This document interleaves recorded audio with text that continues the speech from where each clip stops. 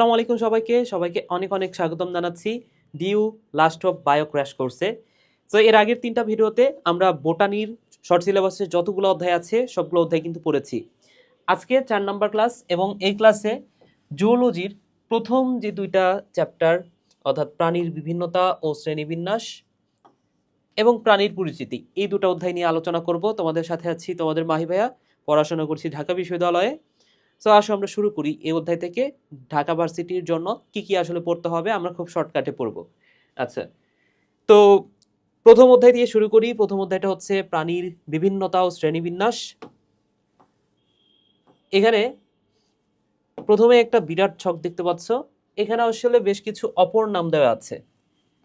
যতগুলো পর্ব আছে বা এই অধ্যায়ে যতগুলো অপর নাম আমাদের বইয়ে দেয়া আছে এবং যতগুলো আমাদের পড়তে হবে সবকিছু কিন্তু এখানে দেয়া আছে, সাজানো আছে। এবং এইখান থেকে অপর নাম থেকে কিন্তু 14, 15, 16, 17 এই 2টা সেশনে কিন্তু কোশ্চিন হয়েছে। তো দেখো কি কোশ্চিন হয়েছে। পরিফেরা পরিফেরা পর্বের অপর নামটা কি? পরিফেরা পর্বের অপর নাম, এখানে নামটা শুরুটাই যদি খেয়াল করে দেখো নামের মধ্যে আছে পোর। এই পোর কথাটার অর্থ কিন্তু ছিদ্র। পোর মানে হচ্ছে ছিদ্র, আর ফেরা মানে হচ্ছে বহন করা। বহন করা। সো পরিফেরা মানে কি? ছিদ্র বহন করা বা ছিদ্রালো প্রাণী। এরা কিন্তু আবার স্পঞ্জ নামেও পরিচিত। এই 2টা কথা মাথায় রাখো। তাহলে ছিদ্রালো প্রাণী এবং স্পঞ্জ। নিডারিয়া পর্ব এটা গুরুত্বপূর্ণ। এইখান থেকে মনে রাখবা এটা হচ্ছে সমুদ্রের নিচে যে প্রবাল প্রাচীর আছে সেই প্রবাল প্রাচীরটা গঠন করে এবং পৃথিবীর অন্যতম রত্ন ভাণ্ডার এটাকে বলা হচ্ছে। এছাড়াও সমুদ্রের রেইন ফরেস্ট বলা হয়, সমুদ্রের ফুল বলা হয়। ঠিক আছে, তো এই নামগুলো মনে রাখো। এই নামগুলো কিন্তু অনেক বেশি গুরুত্বপূর্ণ, পরীক্ষায় চলে আসতে পারে। সমুদ্রের ফুল ফুল কোনটা, তারপরে হচ্ছে রেইন ফরেস্ট, সমুদ্রের রেইন ফরেস্ট কোনটা, সমুদ্রের রত্ন ভাণ্ডার কোনটা, প্রবাল প্রাচীর গঠন করে কোনটা, সব হচ্ছে কিন্তু নিডারিয়া। দেন প্লাটিহেলমিনথেস। এখানে প্ল্যাট কথাটার অর্থ হচ্ছে ফ্ল্যাট। ফ্ল্যাট থেকে মনে রাখতে পারো চ্যাপ্টা। সো এটাকে বলা হচ্ছে চ্যাপ্টা কৃমি বা আরেকটা নাম হচ্ছে ফিতা কৃমি। এটা লেখা হয় নাই, লিখে নাও। এটাকে বলা হচ্ছে ফিতা কৃমি। আচ্ছা, নেমাটোডা। এখানে নামের শুরুতে আছে নেমাট। এই নেমাট কথাটার অর্থ হচ্ছে সুতা। হ্যাঁ, মনে রাখি যে প্লাটিহেলমিনথেস এবং নেমাটোডা এই দুটাই কিন্তু কৃমি প্রজাতি এরা। ঠিক আছে, সো প্লাটিহেলমিনথেস এটা হচ্ছে ফিতা কৃমি বা চ্যাপ্টা কৃমি, আর যেটা হচ্ছে নেমাটোডা সেটা কিন্তু সেটাকে আমরা নেমাথেলমিনথেস বলতে পারি। দেখো, প্লাটিহেলমিনথেস, নেমাথেলমিনথেস এই নামেও কিন্তু এটাকে ডাকা হয়। কেন ডাকা হয়? কারণ এখানে হেলমিনথেস মানে হচ্ছে কৃমি, তাহলে নেমাটোডা এটাও তো এক প্রকার কৃমি, সো এটার আরেকটা নাম হচ্ছে নেমাথেলমিনথেস। অথবা আমি বলতে পারি এখানে নেমাট কথাটার অর্থ হচ্ছে সুতা, তার মানে কি এটাকে আমরা বলতে পারি সুতা কৃমি। অথবা এটাকে আমরা বলতে পারি সুতা যেহেতু গোল হয়, সুতা আর ফিতা কোনটা গোল বলো তো? অবশ্যই সুতা গোল, তো এটাকে আমরা বলতে পারি গোল কৃমি। অথবা রাউন্ড মানেই তো গোল, তাই না? So round worm. Okay, so এটা হচ্ছে সুতা আর এটা হচ্ছে ফিতা। তাহলে সুতা হচ্ছে গোল আর ফিতা হচ্ছে চ্যাপ্টা। এই 2টা কথা জাস্ট মনে রাখো, মাথায় রাখো। দেন মলাস্কা। মলাস্কা পর্বের প্রাণীর মলাস্কা পর্বের একটা প্রাণী হচ্ছে শামুক। সো শামুকের দেহটা কেমন? অনেক বেশি নরম। সো এটা হচ্ছে নরমদেহী প্রাণী এবং এটাকে বলা হচ্ছে কম্বোজ প্রাণী। ওকে, আচ্ছা। অ্যানেলিডা। অ্যানেলিডা থেকে মনে রাখো এটা হচ্ছে অঙ্গুরিমাল নামে পরিচিত এবং আংটির ন্যায় প্রাণী। ঠিক আছে, আচ্ছা। এই যে নেমাটোডা, এটাকে আরেকটা নামে কিন্তু ডাকা হয়। এই নামটাও মনে রাখো, সেটা হচ্ছে এই নেমাটোডা পর্বের প্রাণীদেরকে বলা হয় নলের ভেতরে নল। নলের ভেতরে নল, এই কথাটা মাথায় রেখো। ঠিক আছে, আচ্ছা। দেন হচ্ছে আর্থ্রোপোডা। এখানে নামের শুরুতে আছে আর্থ্রো। এই আর্থ্রো কথাটার অর্থ হচ্ছে সন্ধি। সন্ধি মানে হচ্ছে জোড়া। আর নামের শেষে আছে পড। পড মানে হচ্ছে পা। সো আর্থ্রোপোডা মানে হচ্ছে সন্ধিপদী প্রাণী। আর্থ্রোপোডা মানে কি ভাইয়া? সন্ধিপদী প্রাণী। দেন একাইনোডার্মাটা। নামের মধ্যে আছে একাই। একাই কথাটার অর্থ হচ্ছে কাটা। কাটা এবং ডার্ম কথাটার অর্থ হচ্ছে ত্বক। ডার্ম মানে কি? ত্বক। সো একাইনোডার্মাটা মানে কি? কাঁটাযুক্ত ত্বক বা কন্টক ত্বক প্রাণী, এদেরকে বলা হচ্ছে কন্টক ত্বক প্রাণী। এরপরে ইউরোকর্ডাটা। ইউরোকর্ডাটা এদেরকে সাগর ফোয়ারা নামে ডাকা হয়। ঠিক আছে, ইউরোকর্ডাটাকে কি নামে ডাকা হবে? এদেরকে বলা হচ্ছে সাগর ফোয়ারা বা সি স্কুইড।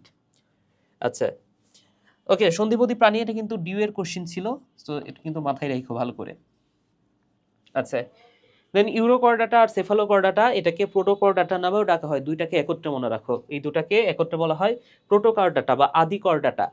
ঠিক আছে, ভার্টিব্রাটা এটাকে কিন্তু ক্রানিয়াটা বলা হয়, ঠিক আছে, ভার্টিব্রাটা এটাকে বলা হচ্ছে ক্রেনিয়াটা। হ্যাঁ, সো এটা একটু মাথায় রাখো। মিক্সিনিকে বলা হচ্ছে হ্যাগফিশ, এবং পেট্রোমাইজন টিডা এটাকে বলা হয় ল্যাম্প্রে। ঠিক আছে, সো মিক্সিনি এন্ড পেট্রোমাইজন টিডা। সো মিক্সিনি এবং আরেকটা হচ্ছে পেট্রোমাইজন টিডা, এই দুটো একটা মনে রাখো। মিক্সিনি হচ্ছে হ্যাগফিশ আর এটা হচ্ছে ল্যাম্প্রে। ঠিক আছে, এই পেট্রোমাইজন টিডা এটাকে সেফালোস্পিডোমরফিও বলা হয়। যাই হোক, এরপর আসো অ্যাক্টিন অফ টেরিজি। নামের মধ্যে দেখো অ্যাক্টিন, সো অ্যাক্টিন মানে হচ্ছে রশ্মি, রশ্মি। আর এই যে টেরিজি মানে হচ্ছে পাখনা, সো অ্যাক্টিন অফ টেরিজি মানে হচ্ছে রশ্মিময় পাখনাযুক্ত মাছ। এটা হচ্ছে রশ্মিময় পাখনা বিশিষ্ট মাছ। এবং সার্কো মানে হচ্ছে পেশি, পেশি, সো এটা হচ্ছে পেশিময় পাখনা বিশিষ্ট মাছ। হ্যাঁ, বা পিণ্ডাকার পাখনা বিশিষ্ট মাছ। এই কথাটা ভাইয়া মাথায় রাখতে হবে, ঠিক আছে।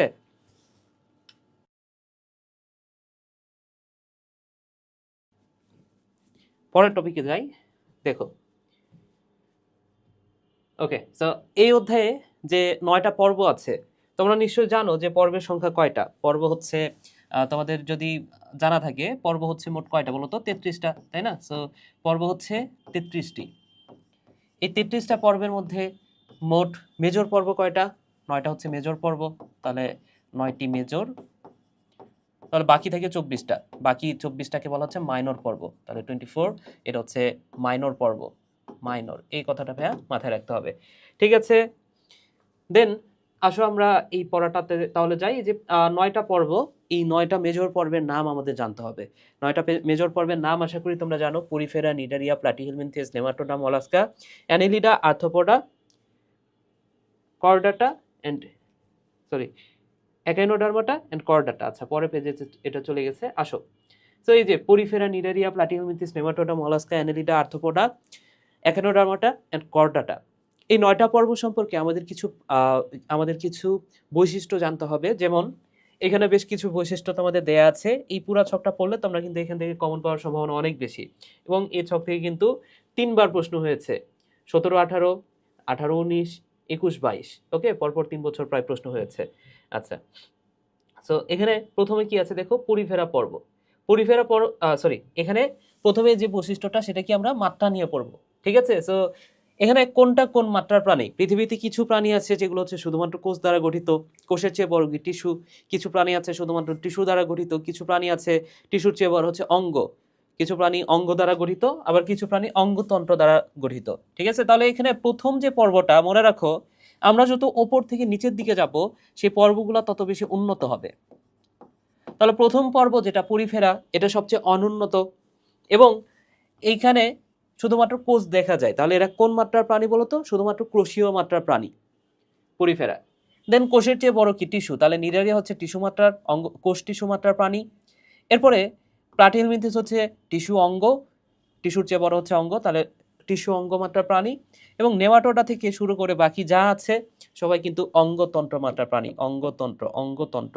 ওকে, তো এরপরে কিন্তু একাইনোডার্মাটা আছে, কর্ডাটা আছে, তারাও কিন্তু অঙ্গতন্ত্র মাত্রার প্রাণী।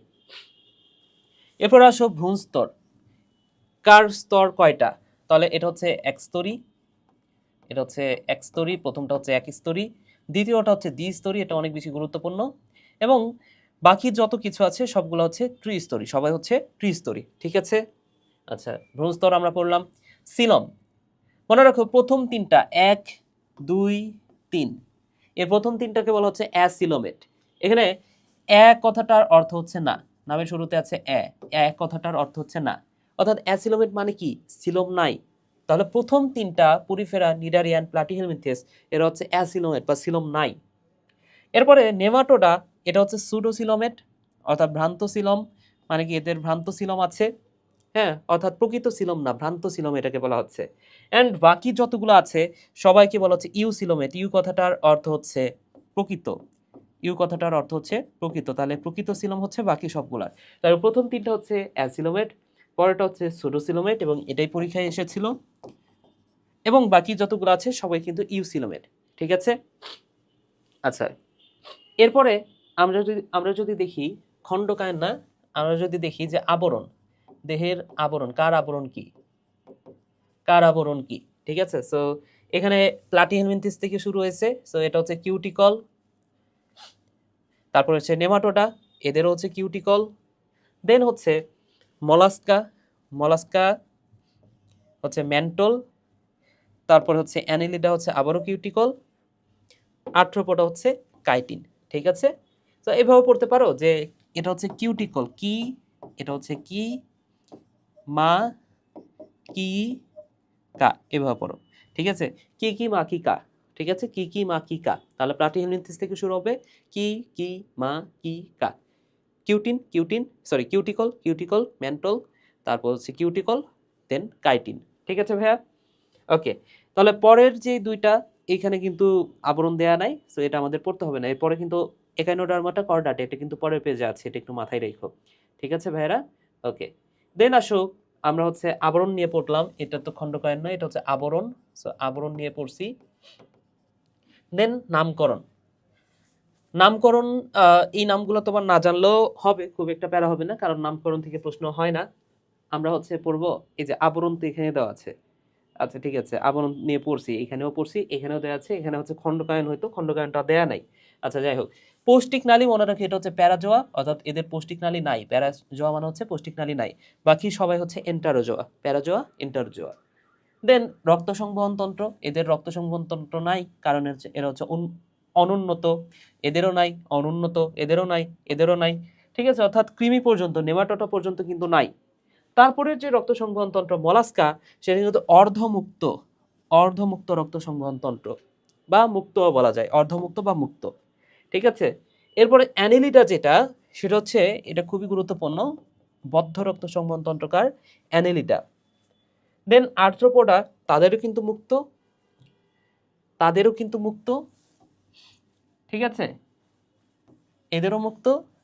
দেন হচ্ছে একাইনোডার্মা, ডেটের সম্পর্কে মনে রাখো, এদের হচ্ছে রক্ত সংবহন তন্ত্র নাই, তবে হিমাল ও পেরিহিমাল তন্ত্র বিদ্যমান, পানি সংবহন তন্ত্র আছে। ঠিক আছে, এটা একটু ভালো করে মাথায় রাখো। আর মানুষের তো বদ্ধ, মানুষেরটা তো জানোই। তাহলে বদ্ধ কার কার বলো তো? অ্যানিলিডা অ্যান্ড কর্ডাটা, এই দুটো হচ্ছে বদ্ধ। মুক্ত কার কার? মলাস্কা। অর্ধমুক্ত হচ্ছে মলাস্কার, আর্থ্রোপোডার হচ্ছে মুক্ত। আর একাইনোডার্মাটার হিমাল ও পেরিহিমাল তন্ত্র বিদ্যমান, এর সাথে পানি সংবহন তন্ত্র এটাও কিন্তু বিদ্যমান আছে এদের। এই কথাটা মাথায় রেখো। আসো আমরা সামনের দিকে যাই। পরের যে বিষয়টা, সেটা হচ্ছে রেচনতন্ত্র। তো রেচনতন্ত্র নামগুলো জানতে হবে। রেচনতন্ত্র হচ্ছে প্লাটিহেলমিনথেস, এটা সবচেয়ে বেশি গুরুত্বপূর্ণ, কারণ এর রেচনতন্ত্রটা হচ্ছে শিখাকোষ। এদের রেচনতন্ত্রটা কি? শিখাকোষ বা ফ্লেম সেল। এদের রেচনতন্ত্রটার নাম কি? শিখাকোষ বা ফ্লেম সেল। ঠিক আছে, আচ্ছা। দেন এই যে অ্যানেলিডা পর্বের রেচনতন্ত্রটার নামটা মাথায় রাখতে হবে, নামটা হচ্ছে নেফ্রিডিয়া। তো আমরা যখন হচ্ছে বিস্তারিত পড়বো, তখন এগুলো আবারও পড়বো, ঠিক আছে, কোনো প্যারা নাই। এই রেচনতন্ত্রটা এই নেফ্রিডিয়া, এটা আমরা তখনই পড়ে ফেলবো, কোনো প্যারা হবে না। ঠিক আছে, আসলে আমরা সামনের দিকে যাই।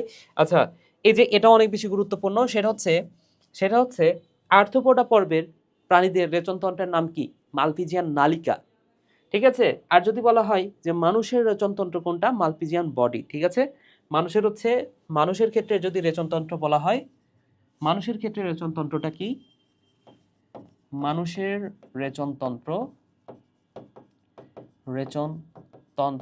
এটা কিন্তু মালপিজিয়ান বডি।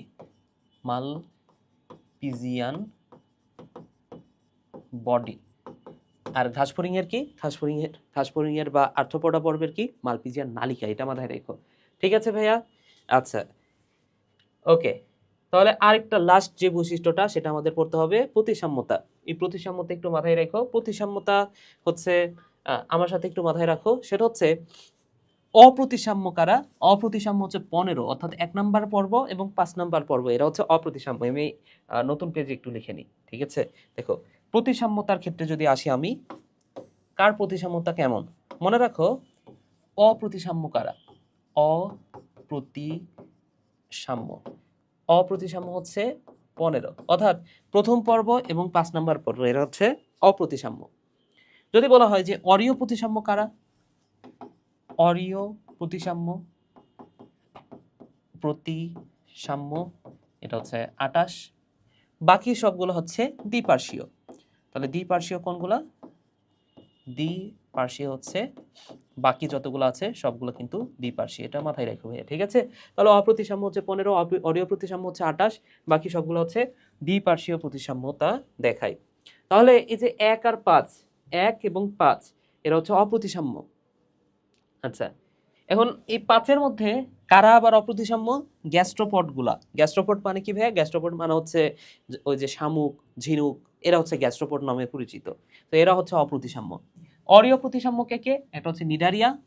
নিডারিয়া হচ্ছে অপ্রতিসাম্য, এটাই পরীক্ষায় অরীয় প্রতিসাম্য, এটাই পরীক্ষায় আসছিল। এবং আরেকটা হচ্ছে একাইনোডার্মাটা, অর্থাৎ 28, 8 নাম্বার পর্ব এবং দ্বিতীয় পর্ব, এরা হচ্ছে অরীয় প্রতিসাম্যতা দেখাচ্ছে। এবং বাকিগুলা কিন্তু দেখো দ্বিপার্শ্বীয় প্রতিসাম্য, বাকি যতগুলো আছে দ্বিপার্শ্বীয়, দ্বিপার্শ্বীয়, দ্বিপার্শ্বীয়, দ্বিপার্শ্বীয়, ঠিক আছে? কর্ডাটাও দ্বিপার্শ্বীয়, ঠিক আছে ভাইয়া? ওকে, তাহলে দেখো একটা ছকের মাধ্যমে আমরা অনেকগুলো ইনফরমেশন কিন্তু পড়ে ফেলছি। এবার আসো আমরা হচ্ছে ইন্ডিভিজুয়ালি প্রত্যেকটা পর্বের বৈশিষ্ট্যগুলো পড়বো। এইখান থেকে তো আমরা অনেক বেশি ক্লিয়ার হয়ে যাবো সবকিছু সম্পর্কে। তো আসো আমরা শুরু করি তাহলে। দেখো, পরিফেরা, পরিফেরা পর্বের প্রাণীদেরকে স্পঞ্জ নামে পরিচিত, ছিদ্রালো প্রাণী নামে পরিচিত, এটা তোমরা জানো। এখন এই যে বৈশিষ্ট্যগুলো কিভাবে মনে রাখবা? এভাবে পড়ো, অনেক অনেক স্পঞ্জ, এভাবে পড়ো, অনেক স্পঞ্জ। তো মানে কি? মানে হচ্ছে অস্টিয়া, মানে হচ্ছে অস্কুলাম। এই যে অস্টিয়া এবং আরেকটা হচ্ছে অস্কুলাম। মানে কি? মানে মনে রাখো ভাইয়া, মানে হচ্ছে নিশ্চল। মানে কি? মানে হচ্ছে নিশ্চল, এই যে নিশ্চল। মানে কি ভাইয়া? মানে হচ্ছে কোয়ানোসাইট। স্পঞ্জ, স্পঞ্জ দ্বারা 3টা কথা মনে রাখতে হবে। একটা হচ্ছে স্পঞ্জোসিল আছে এদের। স্পঞ্জোসিল কি? স্পঞ্জোসিল হচ্ছে একটা ছিদ্র, সরি একটা গহ্বর। স্পঞ্জোসিল কি ভাইয়া? এটা হচ্ছে যে দেহ গহ্বর, দেহ গহ্বরের নাম হচ্ছে স্পঞ্জোসিল।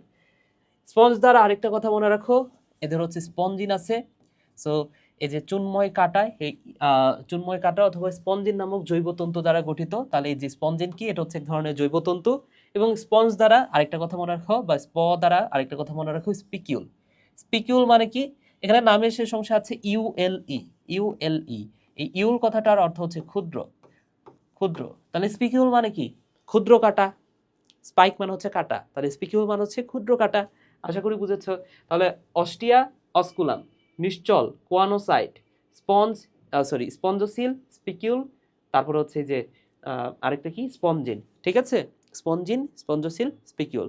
আশা করি বুঝতে পেরেছ। তাহলে এই বৈশিষ্ট্যগুলা মাথায় রাখতে হবে পরিফেরা সম্পর্কে। কিওয়ার্ডগুলো মনে রাখো, কিওয়ার্ডগুলোই পরীক্ষায় আসবে, ঠিক আছে? আচ্ছা, নিডারিয়া পর্বের প্রাণী সম্পর্কে যেহেতু পরের অধ্যায়ে আলোচনা করা আছে, পরের অধ্যায়ে তো সবকিছু জানতে পারবা, হাইড্রা সম্পর্কে তো সবকিছুই পড়াবো সেখানে, তাই না? সো এখানে একবার একটু পড়ো, এখানে কি আছে, কি কি বৈশিষ্ট্য লেখা আছে সেটা একটু দেখো। সো নিডারিয়া এদেরকে কি নামে ডাকা হয় সেগুলো আমরা অলরেডি পড়ে ফেলছি। এখান থেকে প্রশ্ন হয়েছে কিন্তু 23-24-এ। আচ্ছা, সো এখানে দেখো কি প্রশ্নটা হয়েছে, এদের কি আছে? অকোষীয় মেসোগ্লিয়া আছে। মেসোগ্লিয়া কি? দেখো এদের তো দ্বিস্তরী। ভ্রূণ কয় স্তরী বলো তো? দ্বিস্তরী, আমরা পড়েছি এর আগেই। তো যেহেতু দ্বিস্তরী, এই দুইটা স্তরের মাঝখানে আবার থাকে একটা অকোষীয় মেসোগ্লিয়া। সো মেসোগ্লিয়া জিনিসটা কেমন? অকোষীয়, এটা একটু মাথায় রাখো, এটা কিন্তু কোষ না। আচ্ছা, দেন সিলেন্টেরন আছে এদের। এটা সিলেন্টেরনের অপর নাম হচ্ছে গ্যাস্ট্রোভাস্কুলার গহ্বর, যেটা পরিপাকেরও কাজ করে, সংবহনেরও কাজ করে। তাহলে পরিপাক সংবহনের কাজ দুইটাই করে, ঠিক আছে? এদের কি আছে? নিডোসাইট আছে বা নিডোপ্লাস্ট নামক কোষ আছে, যেখানে কাঁটাযুক্ত কোষ বিদ্যমান, সেটা আমরা তো পড়বো সামনে, পরের অধ্যায়ে পড়বো। এরপর পরিপাক, বহিঃকোষীয়, হ্যাঁ, বা অন্তঃকোষীয়, এগুলো নিয়ে সবকিছু নিয়ে পড়বো। জীবনচক্রে পলিপ দশা, এই দুটো একটু মাথায় রেখো। পলিপ দশা যেটাকে বলা হচ্ছে অযৌন দশা, এবং মুক্ত সাঁতারু দশা যেটাকে বলা হচ্ছে মেডুসা। তাহলে পলিপ ও মেডুসা দশা আছে। তো এই পলিপ আর মেডুসা দশার মধ্যে যেটা, যেটার নামের মধ্যে ম আছে, মেডুসা দশা, সেটা আবার মুক্তজীবী, ঠিক আছে? আর যেটা হচ্ছে পলিপ দশা, সেটা কিন্তু মুক্তজীবী না, সে কিন্তু চলাচল করতে পারে না, সেটা কিন্তু স্থির দশা। এবং মেডুসা দশায়, এটা যেহেতু অযৌন, মেডুসা দশা কিন্তু যৌন, ঠিক আছে? 20 প্রজাতির নিডারিয়ান স্বাদু পানির, বাকি সব কিন্তু সামুদ্রিক, এটা গুরুত্বপূর্ণ কথা। তাহলে 20 প্রজাতির নিডারিয়ান হচ্ছে স্বাদু পানির, বাকি সবাই হচ্ছে সামুদ্রিক। তাহলে তোমাকে যদি বলা হয় যে সামুদ্রিক, সকলেই সামুদ্রিক, এরকম একটা পর্ব কোনটা? সেটা কিন্তু নিডারিয়া না। নিডারিয়ার বেশিরভাগই সামুদ্রিক, ঠিক আছে? কিন্তু যদি বলা হয় যে কোন পর্বের সকল প্রাণী সামুদ্রিক, সেটা কিন্তু নিডারিয়া না, সেটা হচ্ছে একাইনোডার্মাটা। এটা একটু মাথায় রেখো ভাইয়া, ঠিক আছে? আচ্ছা, এদের জীবন চক্রে প্ল্যানুলা নামক লার্ভা দশা আছে। লার্ভা দশাটার নাম কি ভাইয়া? প্ল্যানুলা, ঠিক আছে? এটা একটু মাথায় রেখো, ঠিক আছে? সামনের দিকে আগাই। প্লাটিহেলমিনথেস। তো প্লাটিহেলমিনথেস থেকে প্রশ্ন এসেছে গুরুত্বপূর্ণ, এবং প্লাটিহেলমিনথেস থেকে সবচেয়ে গুরুত্বপূর্ণ একটা বিষয়ের যদি নাম বলি, সেটা কিন্তু শিখাকোষ বা ফ্লেম সেল, যেটা এর আগে আমি বলেছি, রেচনতন্ত্র এটা। হ্যাঁ, যার আরেকটা নাম হচ্ছে প্রোটোনেফ্রিডিয়া বা সেলেনোসাইট। যাই হোক, প্লাটিহেলমিনথেসের যে বৈশিষ্ট্যগুলো, সেটা কিন্তু আমরা ওই একটা ওয়ার্ড দ্বারাই মনে রাখতে পারি, প্লাটিহেলমিনথেস, এই ওয়ার্ডটা দ্বারাই মনে রাখতে পারি। ওয়ার্ডটার নাম কি ভাইয়া? প্লাটিহেলমিনথেস। প্লাটিহেলমিনথেস, এই ওয়ার্ডটা দ্বারা আমরা চাইলে মনে রাখতে পারি, ঠিক আছে? সো এখানে প দ্বারা যে কথাটা মনে রাখবা ভাইয়া, প দ্বারা মনে রাখা হচ্ছে প্যারেনকাইমা। প দ্বারা যে কথাটা মনে রাখবা, প দ্বারা মনে রাখো ভাইয়া, পতে হচ্ছে প্যারেনকাইমা। ট দ্বারা মনে রাখো, ট দ্বারা মনে রাখো এর হচ্ছে ত্রিস্তরী, ট্রিপোব্লাস্টিক। ট দ্বারা মনে রাখবা ট্রিপোব্লাস্টিক বা ত্রিস্তরী। তাহলে ট মানে কি? ট্রিপোব্লাস্টিক বা ত্রিস্তরী, এটা মাথায় রাখো। হ মানে কি? হ মানে হচ্ছে এদের হুক বা চোষক আছে, এদের হুক আছে, হুক বা চোষক, ঠিক আছে? ল মানে হচ্ছে এদের লার্ভা দশা বিদ্যমান, এদের কি আছে? ল মানে হচ্ছে লার্ভা দশা বিদ্যমান, লার্ভা দশা বিদ্যমান। ম মানে হচ্ছে মেসেনকাইম। ম মানে কি ভাইয়া? ম মানে হচ্ছে মেসেনকাইম, যেটা এখানে উল্লেখ নাই। সো আমি যেগুলো লিখে দিচ্ছি সেগুলো লিখে নিও। মেসেনকাইম। তোমাদের খুব সহজ একটা বুদ্ধি দিই, সেটা হচ্ছে এই 50 পেজ তো তোমার পড়তে হবে, তাই না? যারা কোর্সটা কিনতেছো, তোমাদের তো এই 50 পেজটা পড়তে হবে। যেহেতু পড়তে হবে, তোমরা এই 50 পেজটা তোমরা হচ্ছে ফটোকপি করে নিবা, তোমরা ছাপায় নিবা, ঠিক আছে? ছাপায় নেওয়ার পরে তুমি যখন হচ্ছে পড়বা, আমি যে কথাগুলো লিখে দিচ্ছি ক্লাস করার সময়, এই কথাগুলো তুমি হচ্ছে সাইডে নোট করে নিবা, ঠিক আছে? ওই পেজের মধ্যেই। আচ্ছা, তাইলে এটা তোমার পড়ার জন্য অনেক বেশি হেল্পফুল হবে, ঠিক আছে? দেন ন থেকে মনে রাখো, এর হচ্ছে নরম বা নিষেক অভ্যন্তরীণ। হ্যাঁ, দুইটা কথা, একটা হচ্ছে নরম, নিষেক অভ্যন্তরীণ। এর হচ্ছে নরম এবং নিষেক অভ্যন্তরীণ। স থেকে মনে রাখো, এদের সংবহন ও শ্বসনতন্ত্র নাই। স দ্বারাই মনে রাখবা, সতে শিখাকোষ, ঠিক আছে? তাহলে এই যে দেখো, সবগুলা বৈশিষ্ট্য কিন্তু আমরা প্লাটিহেলমিনথেস এই একটা ওয়ার্ড দ্বারাই পড়ে ফেলছি। দেন আসো নেমাটোডা। নেমাটোডাকে বলা হচ্ছে নতে নেমাটোডা, নতে হচ্ছে নলাকার প্রাণী, এবং এদেরকে বলা হয় নলের ভেতরে নল। এদেরকে কি নামে ডাকা হয় বলতো? এদেরকে বলা হয় নলের ভেতরে নল। নলের ভেতরে নল। কেন নলের ভেতরে নল বলা হচ্ছে? তোমরা নিশ্চয় হচ্ছে যে ম্যাটাডোর অল টাইম যে কলমটা, সেটা তো তোমরা চেনো, তাই না? সো সে কলমটা দেখতে কেমন বলতো? একটা নলের মতো। এবং ওই নলের ভেতরেও নলের মতো যে কলমটা, তার ভেতরে কিন্তু একটা নিপ থাকে, তাই কিনা? সো ওই যে দেখো, এই এই কলমটাই দেখতে নলের মতো, এর মধ্যে কিন্তু আবার আরেকটা নল আছে। তো এরকম একটা গঠন তুমি কল্পনা করতে পারো, যে তাদের এই যে নেমাটোডা পর্বের প্রাণীদের যে পৌষ্টিক নালী, সেটা মুখ থেকে একদম পায়ু পর্যন্ত বিস্তৃত, শেষ পর্যন্ত বিস্তৃত।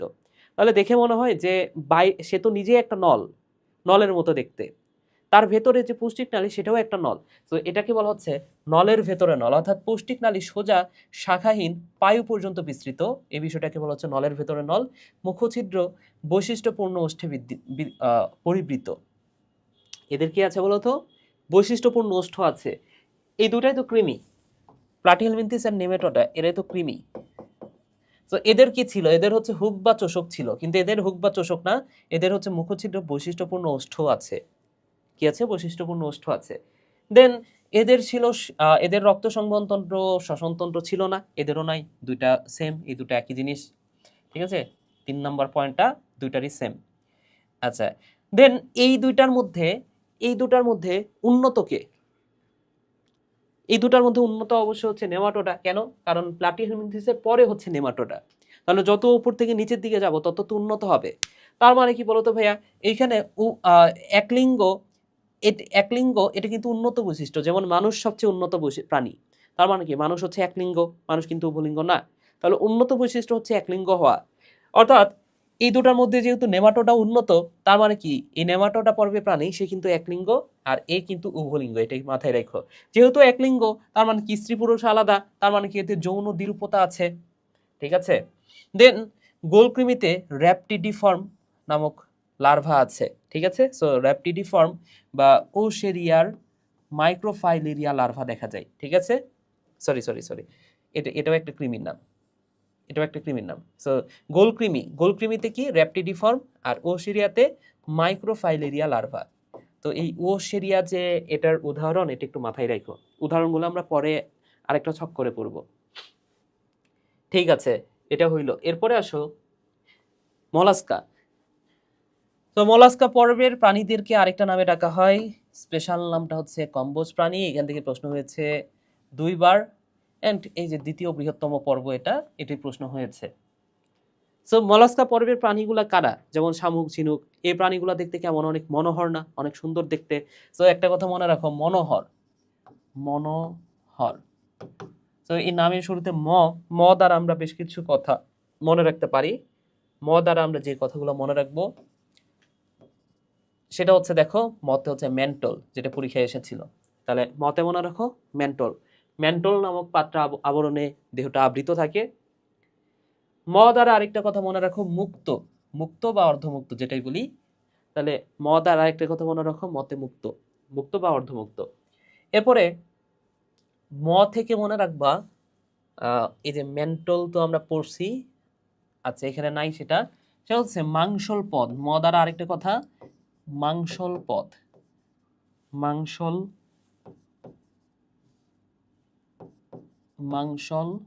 পদ। এবং ম দ্বারা আরেকটা কথা মনে রাখো, মতে হচ্ছে মাথা সুস্পষ্ট। তুমি এতক্ষণ ধরে যে প্রাণীগুলা পড়ছো, যেমন হচ্ছে কৃমির মাথা কোনটা, তুমি কি ঠিক মতো বুঝতে পারো? না, স্পষ্ট না, ঠিক আছে। কিন্তু এই যে এটা হচ্ছে প্রথম পর্ব, যেটার মাথা কিন্তু সুস্পষ্ট, মলাস্কা পর্ব, ঠিক আছে, মাথা সুস্পষ্ট। তাহলে ম দ্বারা 4টা কথা আমরা মনে রাখছি, মতে হচ্ছে মেন্টল, মতে মুক্ত বা অর্ধমুক্ত, মতে হচ্ছে মাংসল পদ, মতে মাথা সুস্পষ্ট। ন দ্বারা মনে রাখো, এটা হচ্ছে নরম, ঠিক আছে, নরম। এই বৈশিষ্ট্য কিন্তু আগেও পড়ছি। সো নতে মনে রাখো, এই মলাস্কা পর্বের প্রাণীরা হচ্ছে নরম। হ দ্বারা মনে রাখো, এদের হচ্ছে হিমোসিল ও হিমোসায়ানিন আছে, হিমোসায়ানিন ও হিমোসিল, ঠিক আছে, এখানে নাই। আচ্ছা, হিমোসায়ানিন এবং সাথে মনে রাখো হিমোসিল আছে। দেন র থেকে মনে রাখবা র্যাডুলা বা রেতিজিহ্বা। র থেকে মনে রাখো ভাইয়া, রতে হচ্ছে র্যাডুলা, বা যার আরেকটা নাম হচ্ছে রেতিজিহ্বা। ওকে, আশা করি বুঝতে পেরেছো পৌষ্টিক নালী সম্পর্কে আর কি বলা আছে সেগুলো একটু পড়ে নিও, ঠিক আছে। আমরা সামনের দিকে আগাই। অ্যানেলিডা পর্বে প্রাণীদেরকে বলা হয় অঙ্গুরিমাল। এবং এই অ্যানেলিডা পর্বের প্রাণীদের বৈশিষ্ট্যগুলা আমরা একটা ছন্দের মাধ্যমে মনে রাখবো, একটা রোমান্টিক ছন্দ। ওই যে ডিডিএল যে নামে একটা মুভি আছে না, দিলওয়ালে দুলহানিয়া লে যায়েঙ্গে, তো সেখানে শাহরুখ খান ট্রেন থেকে হাত বের করে দেয়, কাজল দৌড়ে দৌড়ে যে ট্রেনে ওঠে, এরকম একটা দৃশ্য কল্পনা করো। তো একজন নায়ক, আমাদের দেশের নায়ক, যার নাম হচ্ছে অনিল, এবং আরেকজন নায়িকা যার নাম হচ্ছে পড়শি। তাহলে এই যে অনিল আর পড়শি, এরা দুইজন মনে রাখো বদ্ধ ট্রেনে, অনিল পড়শি বদ্ধ ট্রেনে, ঠিক আছে। সো এখানে অতে মনে রাখো, অতে হচ্ছে অনিল, অতে মনে রাখো অ্যানেলিডা। তো অনিল দ্বারা আমরা কিছুই মনে রাখবো না। অনিল শব্দটা এখানে দেওয়ার উদ্দেশ্যটাই হচ্ছে অতে যে অনিল, অতে যে আবার অ্যানেলিডা, এটা মনে রাখা যে অ্যানেলিডার ছন্দ হচ্ছে অনিল পড়শিবদ্ধ ট্রেনে। আচ্ছা, দেন আসো প থেকে যে কথাগুলো মনে রাখতে হবে। পথে মনে রাখো, পথে হচ্ছে প্যারাপোডিয়া। শীতে মনে রাখো সিটি। তাহলে প্যারাপোডিয়া আর সিটি এগুলো হচ্ছে চলনাঙ্গ। বদ্ধ মানে বদ্ধ রক্ত সংবহনতন্ত্র। আগে আমরা দেখেছি যে বদ্ধ রক্ত সংবহনতন্ত্র, তবে ব্যতিক্রম হচ্ছে যোগী হচ্ছে ব্যতিক্রম, ঠিক আছে। আচ্ছা, দেন ট্রেতে মনে রাখো ট্রোকোফোর লার্ভা। তাহলে এদের লার্ভা লার্ভাটার নাম হচ্ছে ট্রোকোফোর। এবং নেতে মনে রাখো নেফ্রিডিয়া। তাহলে এদের রেচনাঙ্গ যেটা, নামটা হচ্ছে নেফ্রিডিয়া। এবং এই নেফ্রিডিয়া থাকে বলে এদেরকে সেগমেন্টাল অর্গান বলা হয়, ঠিক আছে। তাহলে প্রতিটা খণ্ডকে নেফ্রিডিয়া থাকে, তাই এদেরকে বলা হচ্ছে সেগমেন্টাল অর্গান, ঠিক আছে। তুমি জোকের ক্ষেত্রে বা কেঁচোর ক্ষেত্রে একটু দেখো তো, কেঁচোর ক্ষেত্রে এদের দেহটা কেমন? এই যে এদের দেহটা হচ্ছে এরকম খণ্ড খণ্ড ভাবে থাকে না, এদের দেহটা খণ্ড খণ্ড হয়ে থাকে না কেঁচোর যে দেহটা। হ্যাঁ, এখানে হয়তো বা বুঝতে পারতেছো না। আচ্ছা, ধরে নাও যে এটা হচ্ছে কেঁচো, এদের দেহটা দেখবা যে এরকম খণ্ড খণ্ড হয়ে থাকে। তাহলে এই যে এটাকে বলা হচ্ছে খণ্ডকায়ন, প্রকৃত খণ্ডকায়ন। তো এই প্রকৃত খণ্ডকায়ন দেখা যায় এই অ্যানেলিডা পর্বের প্রাণীতে, এবং এই প্রত্যেকটা খণ্ডকে কি থাকে, নেফ্রিডিয়া থাকে বলে এটাকে বলা হচ্ছে সেগমেন্টাল, সেগমেন্ট হয়ে থাকে, সেগমেন্টাল অর্গান। দেন আর্থ্রোপোডা পর্বের প্রাণী, আর্থ্রোপোডা পর্বের প্রাণী নিয়ে আমাদের পরের অধ্যায়ে আলোচনা করা আছে। সো এই অধ্যায়ে এত বেশি প্যানিক খাওয়ার কিছু নাই, আমরা পরের অধ্যায়ে পড়বো, তারপরে একবার রিডিং দিয়ে দেখো। তো আর্থ্রোপোডা পর্বের প্রাণী, এটা কিন্তু প্রাণী জগতের বৃহত্তম পর্ব, এবং এখান থেকে সবচেয়ে বেশি প্রশ্ন হয়েছে 15, 16, 22, 23, 23, 24, 24, 25। কেন এই অধ্যায়টা থেকে এত বেশি প্রশ্ন হয়েছে? এর কারণ হচ্ছে এই অধ্যায় থেকে আসলে প্রশ্ন হয় না, প্রশ্নটা হয়েছে পরের অধ্যায় থেকে। অর্থাৎ পরের অধ্যায়ে তো ঘাসফড়িং আছে, ঘাসফড়িং নিয়ে পড়াশোনা আছে, সেখান থেকে এই প্রশ্নগুলো হয়েছে। আচ্ছা, সো এদের দেহটা ট্যাগমাটা মানে হচ্ছে অঞ্চলায়ন, তাহলে ট্যাগমাটাই বিভক্ত, অর্থাৎ মস্তক, বক্ষ, উদর, এই 3টা অঞ্চল বিভক্ত, এবং সন্ধিযুক্ত পা আছে এদের। ঠিক আছে, এদের নামই তো হচ্ছে সন্ধিপদী প্রাণী। দেহ গহ্বর রক্তপূর্ণ হিমোসিল থাকে এদের, কি থাকে, হিমোসিল থাকে। তাহলে পরের প্রশ্নটা দেখো কি বলা আছে, রেচনতন্ত্রটার নাম হচ্ছে মালপিজিয়ান নালিকা।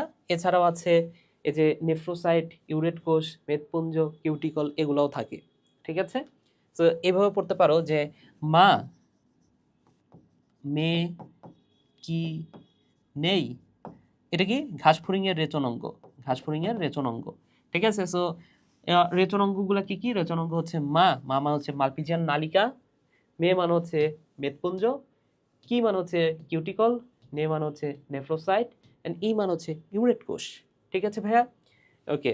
এরপরে দেখো একজোড়া পুঞ্জাক্ষী আছে, এছাড়াও একজোড়া অ্যান্টেনা বা শুঙ্গ বিদ্যমান।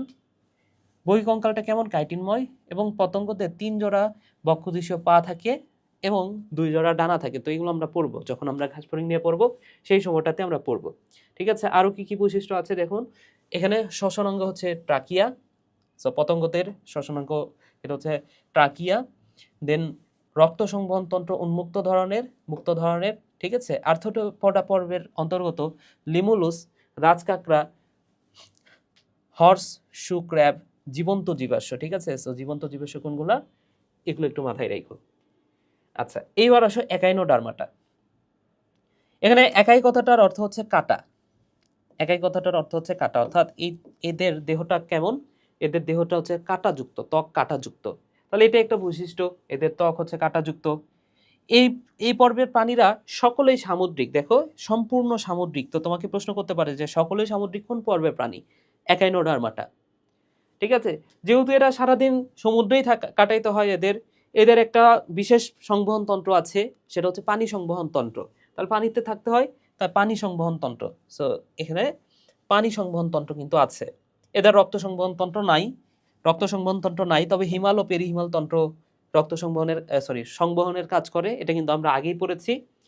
এবং এদের যে পদ, এদের যে পা, এদের পায়ে দেখবা তুমি হচ্ছে সার্চ করলেই বুঝতে পারবা, তারা মাছ বা এই টাইপের প্রাণীদের পাটা দেখলেই বুঝতে পারবা যে তাদের পাটা হচ্ছে একটা টিউবের মতো, নলের মতো ছোট ছোট। ঠিক আছে, সো এদেরকে এই নলের মতো পাটাকে বলা হচ্ছে নালিকা পদ বা টিউব ফিট।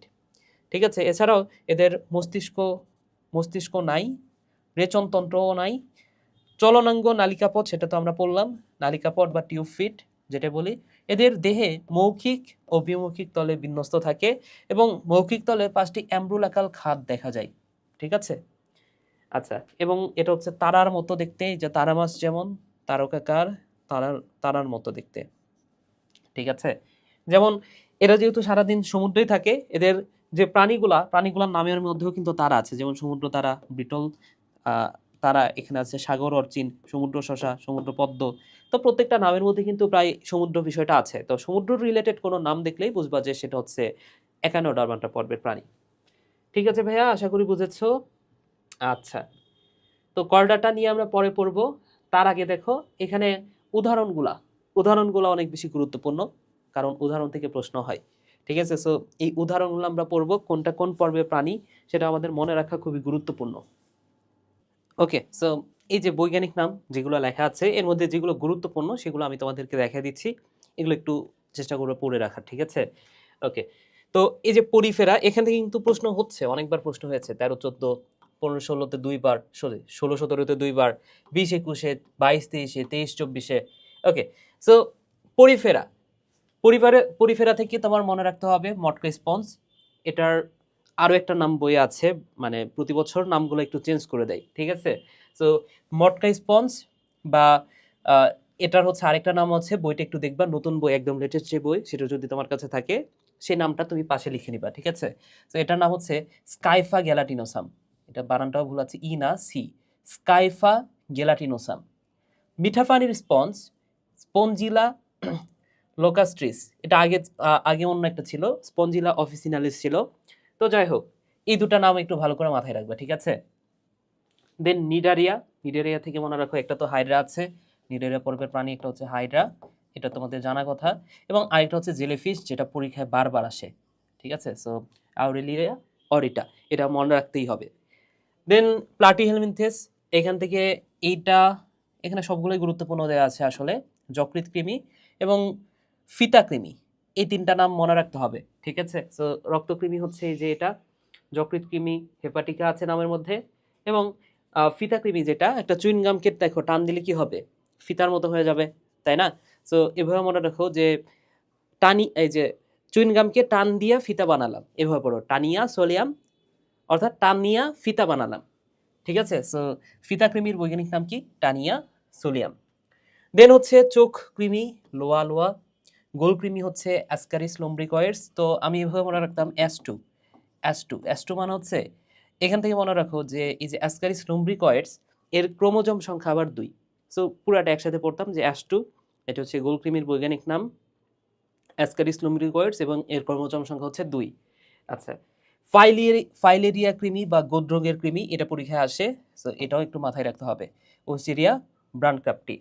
আচ্ছা, দেন হচ্ছে মলাস্কা, মলাস্কা পর্ব থেকে এই যে অক্টোপাস, এটা আবার অনেকে হচ্ছে মলাস্কা পর্বের প্রাণী অনেক সময় মনে হয় না, মনে হয় যে এটা হয়তো একাইনোডার্মাটা হবে, কিন্তু এটা আসলে মলাস্কা পর্বের প্রাণী অক্টোপাস, এটা মাথায় রাখতে হবে, অক্টোপাস ভালগারিস। এবং আপেল শামুক পিলা গ্লোবোসা, এবং আরেকটা হচ্ছে ঝিনুক ল্যামিলিডেন্স মার্জিনালিস। আচ্ছা, এখানে শর্ট করে বলেছি, তো এখানে যা নাম আছে সবগুলাই মোটামুটি গুরুত্বপূর্ণ, ঠিক আছে? দেন অ্যানেলিডা হচ্ছে মেটাফির পোস্টুমা কেচুর, এবং জোকের বৈজ্ঞানিক নাম হচ্ছে হিরুডিনারিয়া মেডিসিনালিস। তো এই নতুন বইয়ে হয়তো বা হিরুডো এই টাইপের কিছু একটা আছে, হিরুডো মেডিসিনালিস, একটু দেখবা। আর্থ্রোপোডা পর্বের প্রাণীদের মধ্যে কি কি আছে, এটা হচ্ছে পড়বা হচ্ছে এই যে তেলাপোকা, এটা তো জানো যে পেরিপ্ল্যানেটা আমেরিকানা, এবং পরীক্ষা আসছিল হচ্ছে সিলভার ফিশ। হ্যাঁ, তো তোমাকে বলবে যে কোনটি মাছ নয়, এই টাইপের একটা প্রশ্ন ছিল। হ্যাঁ, বিভিন্ন রকম মাছের নাম দেওয়া আছে, আরেকটা হচ্ছে সিলভার ফিশ। সো নামের মধ্যে ফিশ থাকলেও এটা কিন্তু কোনো মাছ না, বা এটা ফিশ না, এটা কিন্তু আর্থ্রোপোডা পর্বের প্রাণী, এটা একটু মাথায় রাখো, ঠিক আছে ভাইয়া? এখাইনোডার্মাটা হচ্ছে পালক তারা। সো আমি এভাবে পড়তাম যে এখানে নামের শুরুতে আছে অ্যান্টি, তারপর হচ্ছে ডন, বাই, ফিদা। সো আমার একটা বড় ভাই যার নাম হচ্ছে ডন ভাই, হ্যাঁ, তার মাকে গিয়ে আমি বলছি যে আন্টি, ডন ভাই তো ফিদা। হ্যাঁ, কাউকে দেখে ফিদা হয়ে গেছে সে, ঠিক আছে? সো আন্টি, ডন ভাই ফিদা, এভাবে মনে রাখতাম। দেন কর্ডাটা হচ্ছে হোমোসাপিয়েন্স মানুষ, ইলিশ হচ্ছে টেনোয়ালিসা ইলিশা, এটা পারবা। দেন হচ্ছে ইউরোকর্ডাটা পর্বের প্রাণী হচ্ছে অ্যাসিডিয়া। হ্যাঁ, ইউরোকর্ডাটার মধ্যে যে এটিএল এটা আমরা সামনে পড়বো, এটিএল অ্যাটিল। সো অ্যাসিডিসিয়া, থালিয়াসিয়া, লার্ভাসিয়া। সো ইউরোকর্ডাটার মধ্যে এগুলো আছে। সো এগুলোর যে উদাহরণ সেটা ইউরোকর্ডাটার উদাহরণ। সো ইউরোকর্ডাটা আলাদাভাবে মনে রাখার দরকার হচ্ছে না, ঠিক আছে? সো অ্যাসিডিসিয়া, এটা কি? অ্যাসিডিয়া, নামের মধ্যে আছে অ্যাসিডিয়া। দেন হচ্ছে থালিয়াসিয়া, এটা হচ্ছে সালফা ডোলিওলাম, এবং লার্ভাসিয়া হচ্ছে ওইকোপতিউরা, ঠিক আছে? সো এটা হচ্ছে মনে রাখো অ্যাসিডিসিয়া, থ্যালিয়াসিয়া, লার্ভাসিয়া। সো অ্যাসিডিসিয়া যেটা, সেটা হচ্ছে অ্যাসিডিয়া নামের মধ্যে আছে, যেটা হচ্ছে থ্যালিয়াসিয়া সেটা হচ্ছে সালফা ডোলিওলাম, এবং এটা হচ্ছে ওইকোপ্লিউরা। সেফালোকর্ডাটা, এটা হচ্ছে ব্রাঙ্কিওস্টোমা, সেফালোকর্ডাটার উদাহরণ হচ্ছে ব্রাঙ্কিওস্টোমা। মিক্সিনি, নামের মধ্যে মিক্সিনি আছে, পেট্রোমাইজন টিডা আছে। পেট্রোমাইজন আছে। ওকে, আচ্ছা, এরপরে এই তিনটা আবার গুরুত্বপূর্ণ, ক্যাস, কন্ডিকথিস, অ্যাক্টিনোপ্টেরিজি অ্যান্ড সার্কোপ্টেরিজি। এই তিনটা আবার গুরুত্বপূর্ণ। এই তিনটা হচ্ছে তিনটা আসলে মাস, এটা আমরা সামনের দিকে পড়বো এবং তখনই বুঝতে পারবো। ঠিক আছে, এবার দেখো ভাইয়া এখানে প্রথম তিনটা হচ্ছে ক্যাস। ওকে, সো সি মানে হচ্ছে কন্ডিকথিস, এ মানে হচ্ছে অ্যাক্টিনোপ্টেরিজি অ্যান্ড এস মানে হচ্ছে সার্কোপ্টেরিজি। সংক্ষেপে আমি এইভাবে মনে রাখি, CAS, ক্যাস। তো এই তিনটা আসলে মাস, ঠিক আছে। সো ক্যাস, এটা নিয়ে আমরা আরেকটু পরে পড়বো। এই তিনটাকে আসলে বলা হচ্ছে মাছ, এবং এদের উদাহরণটা আমাদের জানতে হবে, বিশেষ করে এই যে হাঙর মাছ, হাজার মাছ না, হাঙর, এটা হচ্ছে হাঙর মাছ। সো এই হাঙর মাছের বৈজ্ঞানিক নামটা হচ্ছে স্কোলিওডন লাটিকাউডাস বা থ্রুটি হাঙর, ঠিক আছে। আচ্ছা, এবং আরেকটা হচ্ছে হাতুড়ি হাঙর, হাজার না, হাতুড়ি হাঙর। দেন অ্যাক্টিনোপ্টেরিজি কোনগুলো? আমাদের চারপাশে আমরা যে মাছগুলো দেখি, রুই, কাতলা, ইলিশ, মৃগেল, এগুলো হচ্ছে অ্যাক্টিনোপ্টেরিজি, ঠিক আছে। সো এটা হচ্ছে টেনুয়ালোসা ইলিশা, ইলিশ মাছের বৈজ্ঞানিক নাম। দেন টাকি মাছ, কই মাছ, হ্যাঁ, বৈজ্ঞানিক নামগুলো পারলে মনে রাখতে পারো, ভালো। দেন সার্কোপ্টেরিজি, এটা হচ্ছে সিলাকান্ত মাছ অ্যান্ড অস্ট্রেলিয়ান লাংফিশ। আচ্ছা, অ্যামফিবিয়া মানে হচ্ছে উভচর, আমরা একটু পরে পড়বো এটা। সো উভচরের উদাহরণটা কি বলতো? ব্যাং কিন্তু উভচর প্রাণী, ঠিক আছে। দেন রেপটিলিয়া মানে হচ্ছে সরীসৃপের উদাহরণ হচ্ছে ঘড়িয়ালের বৈজ্ঞানিক নামটা ভালো করে মাথায় রাখতে হবে। ওকে, সো ঘড়িয়াল, এবং এর সাথে কুমিরটাও মনে রাখো, কুমির। এছাড়াও টিকটিকি আছে, হ্যাঁ, গোকরা সাপ, নাজা। আভেস মানে হচ্ছে পাখি, আর পাখির উদাহরণ হচ্ছে কবুতরের বৈজ্ঞানিক নাম হচ্ছে কলম্বা লিভিয়া। দেন দোয়েল পাখি আছে, চড়ুই পাখি আছে। আচ্ছা, এই প্যাসার ডোমেস্টিকাস, এটা একটু মনে রাখো, কারণ হচ্ছে ত্রিপদ নামকরণ যেটা, সেখানে কিন্তু এই দ্বিপদের সাথে আরেকটা নাম যোগ করা হয়, প্যাসার ডোমেস্টিকাস নিলোটিকাস। নীলনদ এলাকার চড়ুই পাখি যেগুলো, সেগুলোকে বলা হয় প্যাসার ডোমেস্টিকাস নিলোটিকাস, ঠিক আছে। দেন আসো আমরা আরেকটু সামনের দিকে যাই, মামালিয়া। সো মামালিয়ার উদাহরণ কিন্তু তোমরা জানো যে মানুষ, সবচেয়ে বড় উদাহরণ হচ্ছে মানুষ। দেন প্লাটিপাস। সো প্লাটিপাসটা একটু মাথায় রেখো যে প্লাটিপাস হচ্ছে স্তন্যপায়ী, ঠিক আছে। স্তন্যপায়ী, মামালিয়া মানে তো স্তন্যপায়ী, কিন্তু এরা হচ্ছে ডিম পারে আবার। সো এরা কি করে বলো তো? ডিম পারে, ঠিক আছে। স্তন্যপায়ী হওয়া সত্ত্বেও ডিম পারে। দেন কাঙ্গারু, বাদুররা কি করে বলো তো? বাদুররা উড়তে পারে, স্তন্যপায়ী কিন্তু উড়তে পারে। তিমি কি বলতো? তিমি হচ্ছে স্তন্যপায়ী, তবে পানিতে বাস করে, ঠিক আছে। সো পানিতে বাস করে। আচ্ছা, প্যান্থেরা লিও এবং প্যান্থেরা ট্রাইগ্রিস, বাঘ এবং সিংহ। ওকে, ঠিক আছে। তো বৈজ্ঞানিক নামগুলো আমি যেগুলো মুখে বলে দিচ্ছি, মুখে বলে দেওয়া নামগুলো একটু ভালো করে মাথায় রাখো, ঠিক আছে। আর যেগুলো বলতেছি না, চেষ্টা করেও মুখস্থ করে নেওয়ার। ওকে, তাহলে এবার আসো করডাটা, এটাকে কি বলা হয় বলো তো ভাইয়া? এটা হচ্ছে একটা পর্ব, তাই তো। সো করডাটা হচ্ছে পর্ব, এটা একটু মাথায় রাখো। তো কোনো কিছুর নিচে বুঝাইতে আমরা উপশব্দটা ব্যবহার করি, তাহলে পর্বের নিচে উপপর্ব। আবার কোনো কিছুর উপরে বুঝাইতে সেখানে আমরা অধি শব্দটা ব্যবহার করি, অধি। তাহলে করডাটাকে আমরা তিনটা উপপর্বে ভাগ করতে পারি। দেখো, তিনটা উপপর্ব কি কি? একটা হচ্ছে ইউরোকর্ডাটা, সেফালোকর্ডাটা এন্ড ভার্টিব্রাটা। তাহলে এগুলো কি? করডাটার নিচে আছে, সো এটা হচ্ছে উপপর্ব। এগুলো কি ভাইয়া? এগুলো হচ্ছে উপপর্ব। আচ্ছা, তাহলে Chordata, Urochordata, Cephalochordata and Vertebrata, এই তিনটা হচ্ছে উপপর্ব।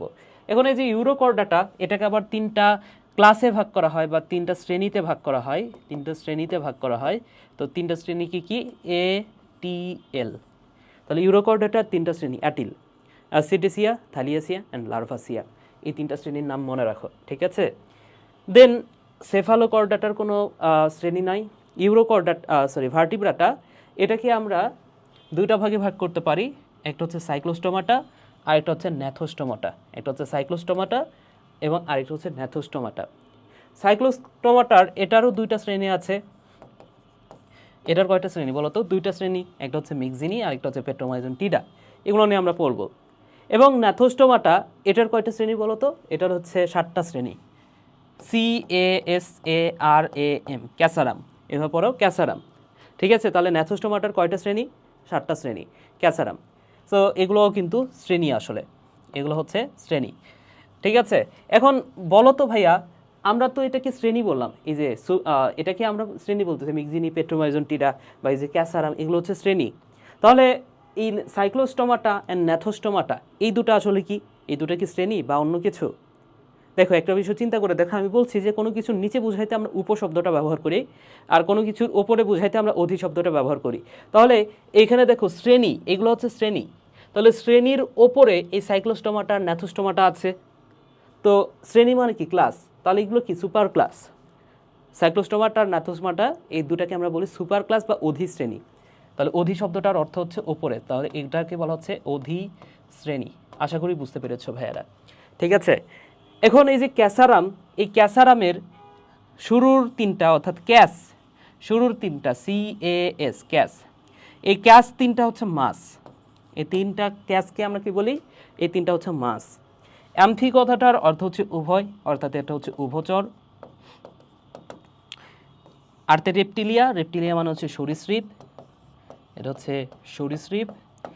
আভেস মানে পাখি, আভেস মানে পাখি। এন্ড মামালিয়া মানে হচ্ছে স্তন্যপায়ী, স্তন্যপায়ী, ঠিক আছে। ওকে, তাহলে এই হচ্ছে বিষয়, এটা একটু মাথায় রাখো ভাইয়ারা, ঠিক আছে। তাহলে আসো আমরা আরেকটু সামনের দিকে আগাই। এই যে ইউরোকর্ডাটা অ্যান্ড সেফালোকর্ডাটাকে কি বলা হয়? আদিকর্ডাটা বলা হয় বা প্রোটোকর্ডাটা বলা হয়। তাহলে এই যে ইউরোকর্ডাটা আর সেফালোকর্ডাটা, যে দুইটা উপপর্ব নিয়ে আমরা পড়তেছি, এই দুটাকে আবার বলা হয় প্রোটোকর্ডাটা বা আদিকর্ডাটা, ঠিক আছে। ওকে, সো ইউরোকর্ডাটা অ্যান্ড সেফালোকর্ডাটা এরা হচ্ছে সরল প্রকৃতির, আর সরল প্রকৃতির হওয়ার কারণে এদের মেরুদণ্ড গঠিত হয় না, ফলে এদেরকে বলা হচ্ছে প্রোটোকর্ডাটা বা আদিকর্ডাটা। ওকে, তাহলে আসলে আমরা ইউরোকর্ডাটা নিয়ে একটু পড়ি। ইউরোকর্ডাটা থেকে গত বছরই প্রশ্ন হয়েছে। ইউরোকর্ডাটা অনেক বেশি গুরুত্বপূর্ণ বলবো না, তবে যেহেতু গত বছরই প্রশ্ন হয়েছে এটা নিয়ে আমরা একটু বিস্তারিতই পড়ি, কারণ যেহেতু গত বছর হয়েছে এবছরও আসতে পারে, ঠিক আছে। সো ইউরোকর্ডাটা, এটাকে বলা হচ্ছে সাগর ফোয়ারা বা টিউনিকেট, কারণ এদের দেহটা টিউনিক আবরণে আবৃত, ঠিক আছে। কেন টিউনিকেট বলা হয়? কারণ দেহটা টিউনিক আবরণে আবৃত, বা এটাকে বলা হচ্ছে সি স্কুইড। তো এখান থেকে প্রশ্ন হয়েছে গত বছরে। তাহলে দেখো এদের দেহটা কি আবরণে আবৃত? টিউনিক আবরণে আবৃত, তাই না? সো টিউনিক আবরণে আবৃত, তাই এদেরকে বলা হচ্ছে টিউনিকেট। এদের লার্ভাটা কি? মুক্তজীবী, সাঁতারু, পরিণত প্রাণী, নিশ্চল, ঠিক আছে। প্রাণী যখন পরিণত হয়ে যায়, ইউরোকর্ডাটা দেখো এরা কিন্তু উন্নত প্রাণী, কারণ কর্ডাটা পর্ব কিন্তু সবগুলো পর্বের মধ্যে উন্নত, কিন্তু এই উন্নত পর্ব হওয়া সত্ত্বেও ইউরোকর্ডাটা এ কিন্তু চলাচল করতে পারে না, নিশ্চল, ঠিক আছে। আচ্ছা, এরা কিন্তু সামুদ্রিক। এদের লার্ভাটার নাম হচ্ছে ট্যাডপোল লার্ভা। ইউরোকর্ডাটার লার্ভাটা হচ্ছে ট্যাডপোল লার্ভা। এখন একটা কথা মনে রাখো, এদের যে হৃদযন্ত্র বা হৃদচক্র, এদের যে হৃদচক্র, এই হৃদচক্রে কিন্তু রিভার্স পেরিস্টালসিস দেখা যায়। সো রিভার্স মানে কি? রিভার্স মানে হচ্ছে বিপরীত, পেরিস্টালসিস মানে হচ্ছে ওই যে কোনো নালীর মধ্যে দিয়ে, বিশেষ করে আমাদের হচ্ছে দেখো আমাদের যে পৌষ্টিক নালী আছে, খাবারটা দেখো তো এই পৌষ্টিক নালীর ভেতর দিয়ে কত সুন্দরভাবে পাস করে না? তাহলে এই যে দেখো সুন্দর মতো যে পাস করতেছে, এই নালীর ভেতর দিয়ে কোনো কিছু পাস করাকে বলা হচ্ছে পেরিস্টালসিস। তো এদের রক্তটা রিভার্স পেরিস্টালসিস, মানে কি একবার সামনের দিকে যায় একবার পেছনের দিকে যায়, রিভার্স করে, ঠিক আছে। তো এই কথাটাই জাস্ট মনে রাখো যে রিভার্স পেরিস্টালসিস কার দেখা যায়? ইউরোকর্ডাটা দেখা যায়। প্রতি প্রূপান্তর দেখা যায়, এটাও মনে হয় পরীক্ষায় আসছিল, বোল্ড করা আছে। তো কত বছর কোন বছরে আসছিল এটা দেয়া নাই, যাই হোক। সো এদের কি দেখা যায়? প্রতি প্রূপান্তর দেখা যায়। সো প্রতি প্রূপান্তর বিষয়টা কি এটা একটু বুঝাই তোমাদেরকে। দেখো একটু আগে আমরা দেখলাম যে এই যে ইউরোকর্ডাটা পর্বের প্রাণীরা এরা হচ্ছে নিশ্চল, চলাচল করতে পারে না, কিন্তু ইউরোকর্ডাটা পর্বের যে লার্ভাটা আছে সে কিন্তু চলাচল করতে পারে। ট্যাডপোল লার্ভা যেটা, সেটা কিন্তু চলাচল করতে পারে। তাহলে দেখো যখন এটা অপরিণত অবস্থা আছে এই প্রাণীটা, তখন সে চলাচল করতে পারতেছে, কিন্তু প্রাণীটা যখন পূর্ণাঙ্গ হয়ে যাচ্ছে তখন আর চলাচল করতে পারতেছে না। তাহলে দেখো তো এই চলাচল না করা বা নিশ্চল হওয়া, এটা কি অনুন্নত বৈশিষ্ট্য, তাই কি না? সো এটা হচ্ছে প্রতিপ্রূপান্তর, ওকে, বা এই যে রেট্রোগ্রেসিভ মেটামরফোসিস, ঠিক আছে। আচ্ছা, এখন এই যে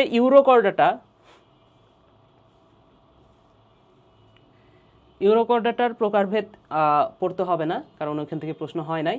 তবে আমাদের যেটা পড়তে হবে অধিশ্রেণী 2, অধিশ্রেণী 2 অর্থাৎ ন্যাথোস্টোমাটা, যেটা ন্যাথোস্টোমাটার 7টা শ্রেণী আমরা পড়ছি না, ওই যে সাইক্লোস্টোমাটা আর ন্যাথোস্টোমাটা, এই ন্যাথোস্টোমাটার যে 7টা শ্রেণী, এই 7টা শ্রেণীর মধ্যে সবচেয়ে সবচেয়ে বেশি প্রশ্ন হয় যেখান থেকে সেটা হচ্ছে ক্যাস। ক্যাস মানে হচ্ছে মাস, ঠিক আছে। অর্থাৎ এইখান থেকে দেখো 16-17-তে প্রশ্ন হয়েছে, 17-18-তে প্রশ্ন হয়েছে, 18-19-এ, 19-20-এ প্রত্যেকটা বছর প্রশ্ন হয়েছে 20 সালের আগে, ঠিক আছে। তো এটা গুরুত্বপূর্ণ এবং এটা কিন্তু তোমার এইচএসসি লেভেলেও অনেক বেশি গুরুত্বপূর্ণ ছিল। তো এটা আমরা একটা ছক করে পড়ব। দেখো, তো সংক্ষেপে মনে রাখো CAS, ক্যাস। তো কন্ডিকথিস, অ্যাক্টিনোপ্টেরিজি এবং সার্কোপ্টেরিজি। তো এখানে কন্ডিকথিস মানে কি, এখানে নামের শুরুতে আছে কন্ড্রো। কন্ড্রো, এই কন্ড্রো কথাটার অর্থ হচ্ছে তরুণাস্থি। তরুণাস্থি, ঠিক আছে। তাহলে তরুণাস্থময় মাস, এটা কন্ডিকথিস মানে কি, তরুণাস্থিময় মাস। এরপরে অ্যাক্টিন কথাটার অর্থ হচ্ছে রশ্মি। অ্যাক্টিন কথাটার অর্থ হচ্ছে রশ্মি। তাহলে এই মাছটা হচ্ছে রশ্মিময় পাখনা বিশিষ্ট মাছ। রশ্মিময় পাখনা বিশিষ্ট মাছ। অ্যান্ড সার্কো, নামের মধ্যে আছে সার্কো। সার্কো মানে হচ্ছে পেশি। সো এটা হচ্ছে পিণ্ডাকার পাখনা বিশিষ্ট মাছ। এটাকে কি বলা হচ্ছে, পিণ্ডাকার, এই যে লেখা আছে পিণ্ডাকার পাখনা বিশিষ্ট মাছ। এটা হচ্ছে রশ্মিময় পাখনা বিশিষ্ট মাছ। আশা করি বুঝতে পেরেছো। আচ্ছা, এখন একটা কথা আমরা পড়ছি একটু আগে যে কন্ড্রোমান হচ্ছে তরুণাস্থি। তার মানে কি, এই মাছটা কন্ডিকথিস যে মাছটা সেটা তরুণাস্থি দ্বারা গঠিত। হ্যাঁ, তরুণাস্থি মানে কি, যে আমাদের কানের যে অস্থিটা সেটা কিন্তু তরুণাস্থি, ঠিক আছে। তাহলে এইটা যদি তরুণাস্থি দ্বারা গঠিত হয়, বাকি দুইটা কি অস্থি দ্বারা গঠিত। নামটা শুনে বুঝতে পারতেছো, এটা তরুণাস্থি হলে বাকি দুইটা কি হবে, অস্থি, তাই কিনা। তাহলে দেখো এদের যে অন্তঃকঙ্কাল সেটা হচ্ছে তরুণাস্থি, বাকি দুইটার হচ্ছে অস্থি অস্থি।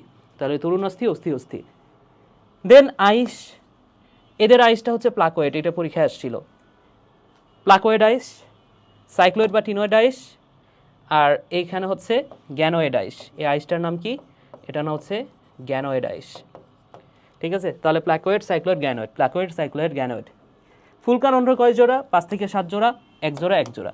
তুমি হচ্ছে আমরা যে মাছগুলো খাই, ইলিশ মাছ, রুই কাতলা, মৃগেল মাছ, তাদের দুই পাশে দেখবা যে ফুলকারন্ধ্র থাকে। কয়টা ফুলকারন্ধ্র, রন্ধ্র কয়টা, 2টা, মানে কি 1 জোড়া। কিন্তু হাঙর মাছ, যেমন এটার উদাহরণ হচ্ছে হাঙর। তো হাঙর মাছ বা এই টাইপের মাছ যদি দেখো, দেখবা যে এদের হচ্ছে 5 থেকে 7 জোড়া ফুলকারন্ধ্র থাকবে। দরকার হলে তুমি সার্চ করে দেখো। আচ্ছা, ফুলকা আবরণ, সো কনক দিয়ে এটা আবৃত থাকে না। তো হাঙর মাছের ছবিটা সার্চ করলে দেখবা যে আমরা যে মাছগুলো খাই, রুই কাতলা, ইলিশ, এই মাছগুলার দেখবা যে ফুলকারন্ধ্রের উপরে একটা কানক থাকে, কান দিয়ে ঢাকা থাকে, ঠিক আছে। তো এটাকে বলা হচ্ছে কানক। তবে এই কানকটা কার থাকে না বলো তো, হাঙর মাছের থাকে না। এই কন্ডিকথিস মানে কি, এরা তো হাঙর মাছ, এটা হচ্ছে হাঙর মাছ। তো হাঙর মাছের এই কানকটা থাকে না, তাহলে এদের থাকে, এদেরও থাকে, ঠিক আছে। আচ্ছা, গুচ্ছ পাখনা, গুচ্ছ না পুচ্ছ, পুচ্ছ পাখনা, এটা হচ্ছে হেটারো সার্কাল, ওটা হচ্ছে হোমো সার্কাল, এটা হচ্ছে ডাইফি সার্কাল। তো তুমি দেখবা যে হাঙর মাছ, ধরে নাও এটা হচ্ছে একটা হাঙর মাছ, এটা হচ্ছে একটা হাঙর মাছ।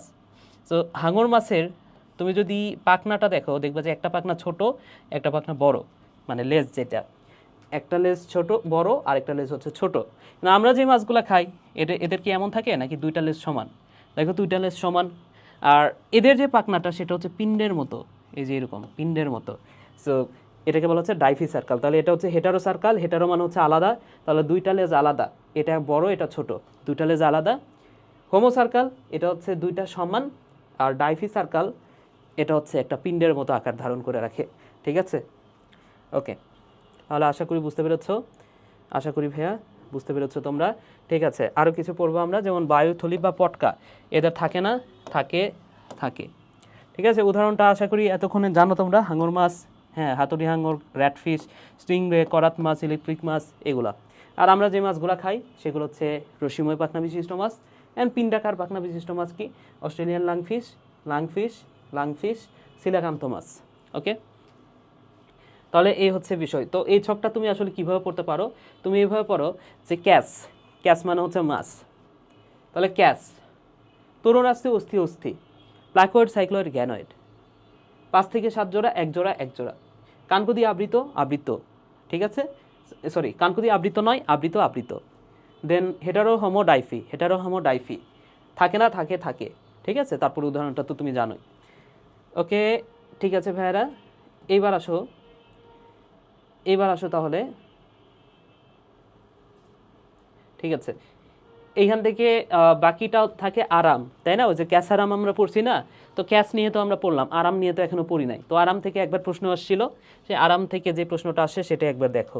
তো আরাম থেকে একবার প্রশ্ন আসছিল, এই যে ARAM, আরাম। তো অ্যামফিবিয়া মানে কি? উদাহরণটা ফার্স্টে দেখো, ব্যাং। অ্যামফিবিয়া মানে হচ্ছে ব্যাং। রেপটিলিয়া মানে কি? কুমির। হ্যাঁ, রেপটিলিয়া মানে হচ্ছে কুমির। তারপর হচ্ছে অ্যাভেস মানে কি? পাখি। অ্যাভেস মানে হচ্ছে পাখি, যেমন কাক। তারপরে মামালিয়া মানে হচ্ছে মানুষ, প্লাটিপাস, ক্যাঙ্গারু, তিমি, ডলফিন, উট, বাদুর, এগুলা। আচ্ছা, এখন এই যে এদের ত্বকটা কেমন, কার ত্বক কেমন, যেহেতু আমরা উদাহরণ জানি এখন, এখন আশা করি তুমি এমনিতেই বুঝতে পারবা। যেমন অ্যামফিবিয়া, অ্যামফিবিয়া মানে কি? উভচর, যেমন ব্যাং। ব্যাঙের ত্বক দেখবা যে সবসময় ভেজা থাকে। বিষয়টা এমন না যে ব্যাঙ সবসময় পানিতে থাকে, পানিতে থাকার কারণে ভেজা থাকে, বিষয়টা এমন না। তুমি যদি ব্যাঙকে পানির বাইরেও রাখো, তার দেহে হচ্ছে গ্রন্থি আছে, গ্রন্থি থাকার কারণে দেহটা একটু ভেজা ভেজা লাগে। ক্লিয়ার? সো উভচর প্রাণী, তাদের দেহে গ্রন্থি থাকে, গ্রন্থি থাকার কারণে তার ত্বকটা হচ্ছে শুষ্ক থাকে না, তার ত্বকটা হচ্ছে ভেজা ভেজা থাকে, সিক্ত থাকে। ঠিক আছে? তাহলে দেখো, এদের হচ্ছে ত্বকটা হচ্ছে নগ্ন অবস্থায় থাকে, গ্রন্থি আছে তাই সিক্ত থাকে, ভেজা থাকে। ওকে। রেপটিলিয়া, এখানে হচ্ছে এপিডার্মাল আইস থাকে, যেমন হচ্ছে তোমার হচ্ছে কুমিরের চারদিকে দেখো না, তাদের দেহটা কেমন? শক্ত প্লেট দ্বারা আবৃত বা আইস দ্বারা আবৃত। তুমি হচ্ছে সাপের কথা চিন্তা করো, সাপের কি দেহটা হচ্ছে, মনে হয় না যে আইস আছে এদের? সো এদের দেহে কিন্তু আইস আছে, এপিডার্মাল আইস থাকে। ঠিক আছে? তুমি সাপের কথা চিন্তা করো, সাপের কিন্তু আইস থাকে, এবং দেহ কিন্তু ভেজা ভেজা থাকে না, শুকনা অবস্থাতেই থাকে। সাপের দেহটা কেমন? শুকনা না, সো শুষ্ক। পাখির দেহের কি থাকে বলো তো? পাখির দেহে পালক থাকে, এবং তার দেহটা কিন্তু শুষ্ক, এখানে কিন্তু ভেজা নাই। এবং মানুষের দেহ, আমাদের কি আছে? লোম আছে, দেখো লোম আছে, পাশাপাশি আমাদের দেহটা ভেজাও হইতে পারে, শুকনাও হইতে পারে। যেমন এই জায়গাটা দেখো, এখানে মাঝে মাঝে তেল আসে, তার মানে কি? সিক্ত হইতে পারে, আবার শুষ্কও হইতে পারে। তাহলে শুষ্ক, পালকে আবৃত, সিক্তও হইতে পারে। তাহলে সিক্ত, শুষ্ক, পালকে আবৃত, গ্রন্থিও থাকতে পারে। ঠিক আছে? তো মানুষের সব বৈশিষ্ট্যই আছে। দেন চলনাঙ্গ হচ্ছে 2 জোড়া পা। আমাদের কি চলনাঙ্গ? কি? 2 জোড়া পা। তারপরে রেপটিলিয়া, এদেরও দেখবা যে সাপ, এটা হচ্ছে ব্যতিক্রম, এদের পা নাই। কিন্তু কুমিরের কয় জোড়া পা? 2 জোড়া পা। অ্যাভেসের কি? 1 জোড়া ডানা, 1 জোড়া পা, তাই না? সো অগ্রপদ ডানায় পরিণত হয়। এবং মানুষের কি? 1 জোড়া পা, 1 জোড়া হাত, তো 2 জোড়া পদই বলা যায়। ঠিক আছে? ওকে। শ্বসনাঙ্গ কি? মাছের শ্বসনাঙ্গ কি বলতো? মাছের শ্বসনাঙ্গ হচ্ছে ফুলকা। মাছ হচ্ছে ফুলকা। তো অ্যামফিবিয়ারও মনে রাখো, অ্যামফিবিয়ারও হচ্ছে ফুলকা থাকে। রেপটিলিয়া, এখান থেকে ফুসফুস শুরু হয়েছে, ফুসফুস ফুসফুস ফুসফুস।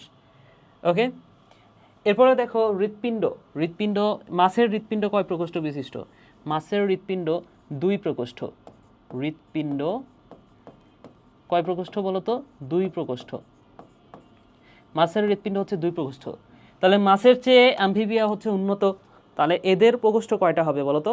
এদের প্রকোষ্ঠ হবে 3টা, তাই কিনা? সো হৃৎপিণ্ড কয় প্রকোষ্ঠ বিশিষ্ট? অ্যামফিবিয়ার 3 প্রকোষ্ঠ বিশিষ্ট। তারপরে রেপটিলিয়া, এটা হচ্ছে আংশিক 4 প্রকোষ্ঠ বা অসম্পূর্ণ 4। অসম্পূর্ণ 4। তবে এখানে একটা ব্যতিক্রম আছে, যে কুমিরের হচ্ছে সম্পূর্ণ 4। এই কথাগুলো একটু সাইড নোট করে লিখে নিবা। দেখো, তোমাকে আমি আগের এই ক্লাসে মনে হয় বলছি আরেকবার, সেটা হচ্ছে যে তুমি হচ্ছে এই যে এই শিটটা, এটা হচ্ছে ফার্স্টে কপি করে নিবা, তারপরে এই ক্লাসে আমি যা পড়াচ্ছি এক্সট্রা পড়া, সেটা হচ্ছে তুমি তোমার নোট করে নিবা। তাহলে দেখো, কুমিরের এটা কি? সম্পূর্ণ 4। এটা হচ্ছে সম্পূর্ণ 4 প্রকোষ্ঠ। সম্পূর্ণ 4 প্রকোষ্ঠ। ঠিক আছে? আচ্ছা, তাহলে এটা হচ্ছে অসম্পূর্ণ 4 রেপটিলিয়ার, কিন্তু কুমির হচ্ছে ব্যতিক্রম। দেন অ্যাভেসের 4 প্রকোষ্ঠ, মামালিয়া এটারও 4 প্রকোষ্ঠ। রক্ত হচ্ছে শীতল রক্তের প্রাণী। হ্যাঁ, অ্যামফিবিয়া হচ্ছে শীতল রক্তের প্রাণী, এটাও শীতল রক্তের বা এক্টোথার্মিক। এটা হচ্ছে উষ্ণ, সো এন্ডোথার্মিক। ঠিক আছে? উষ্ণ মানে হচ্ছে এন্ডোথার্মিক। করোটিক স্নায়ু হচ্ছে, এটা হচ্ছে 10 জোড়া, তারপরে থেকে শুরু হয়েছে 12 জোড়া, তাহলে 10 জোড়া, 12 12 12।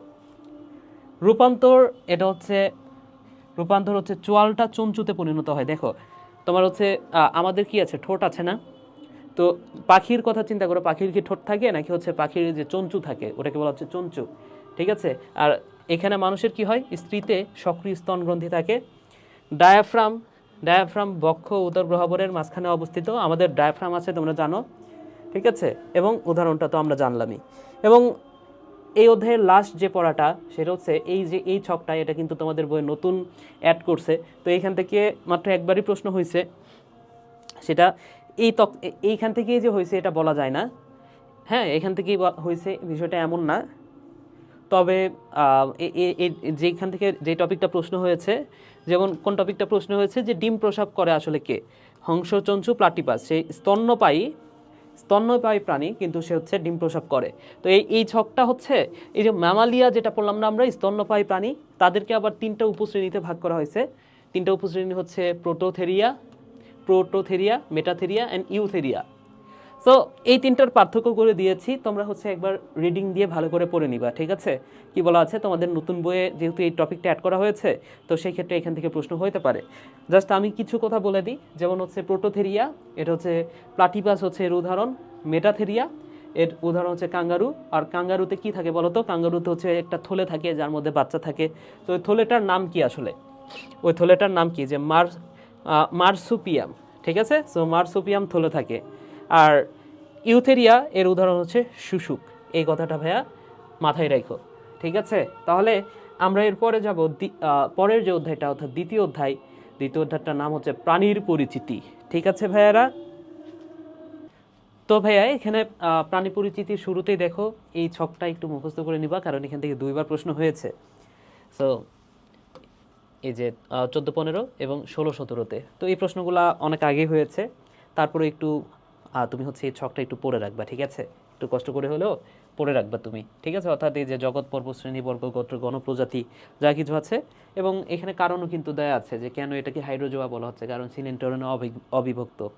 তো এটা আমি পড়াচ্ছি না, এটা হচ্ছে তুমি পড়বা অবশ্যই, ঠিক আছে?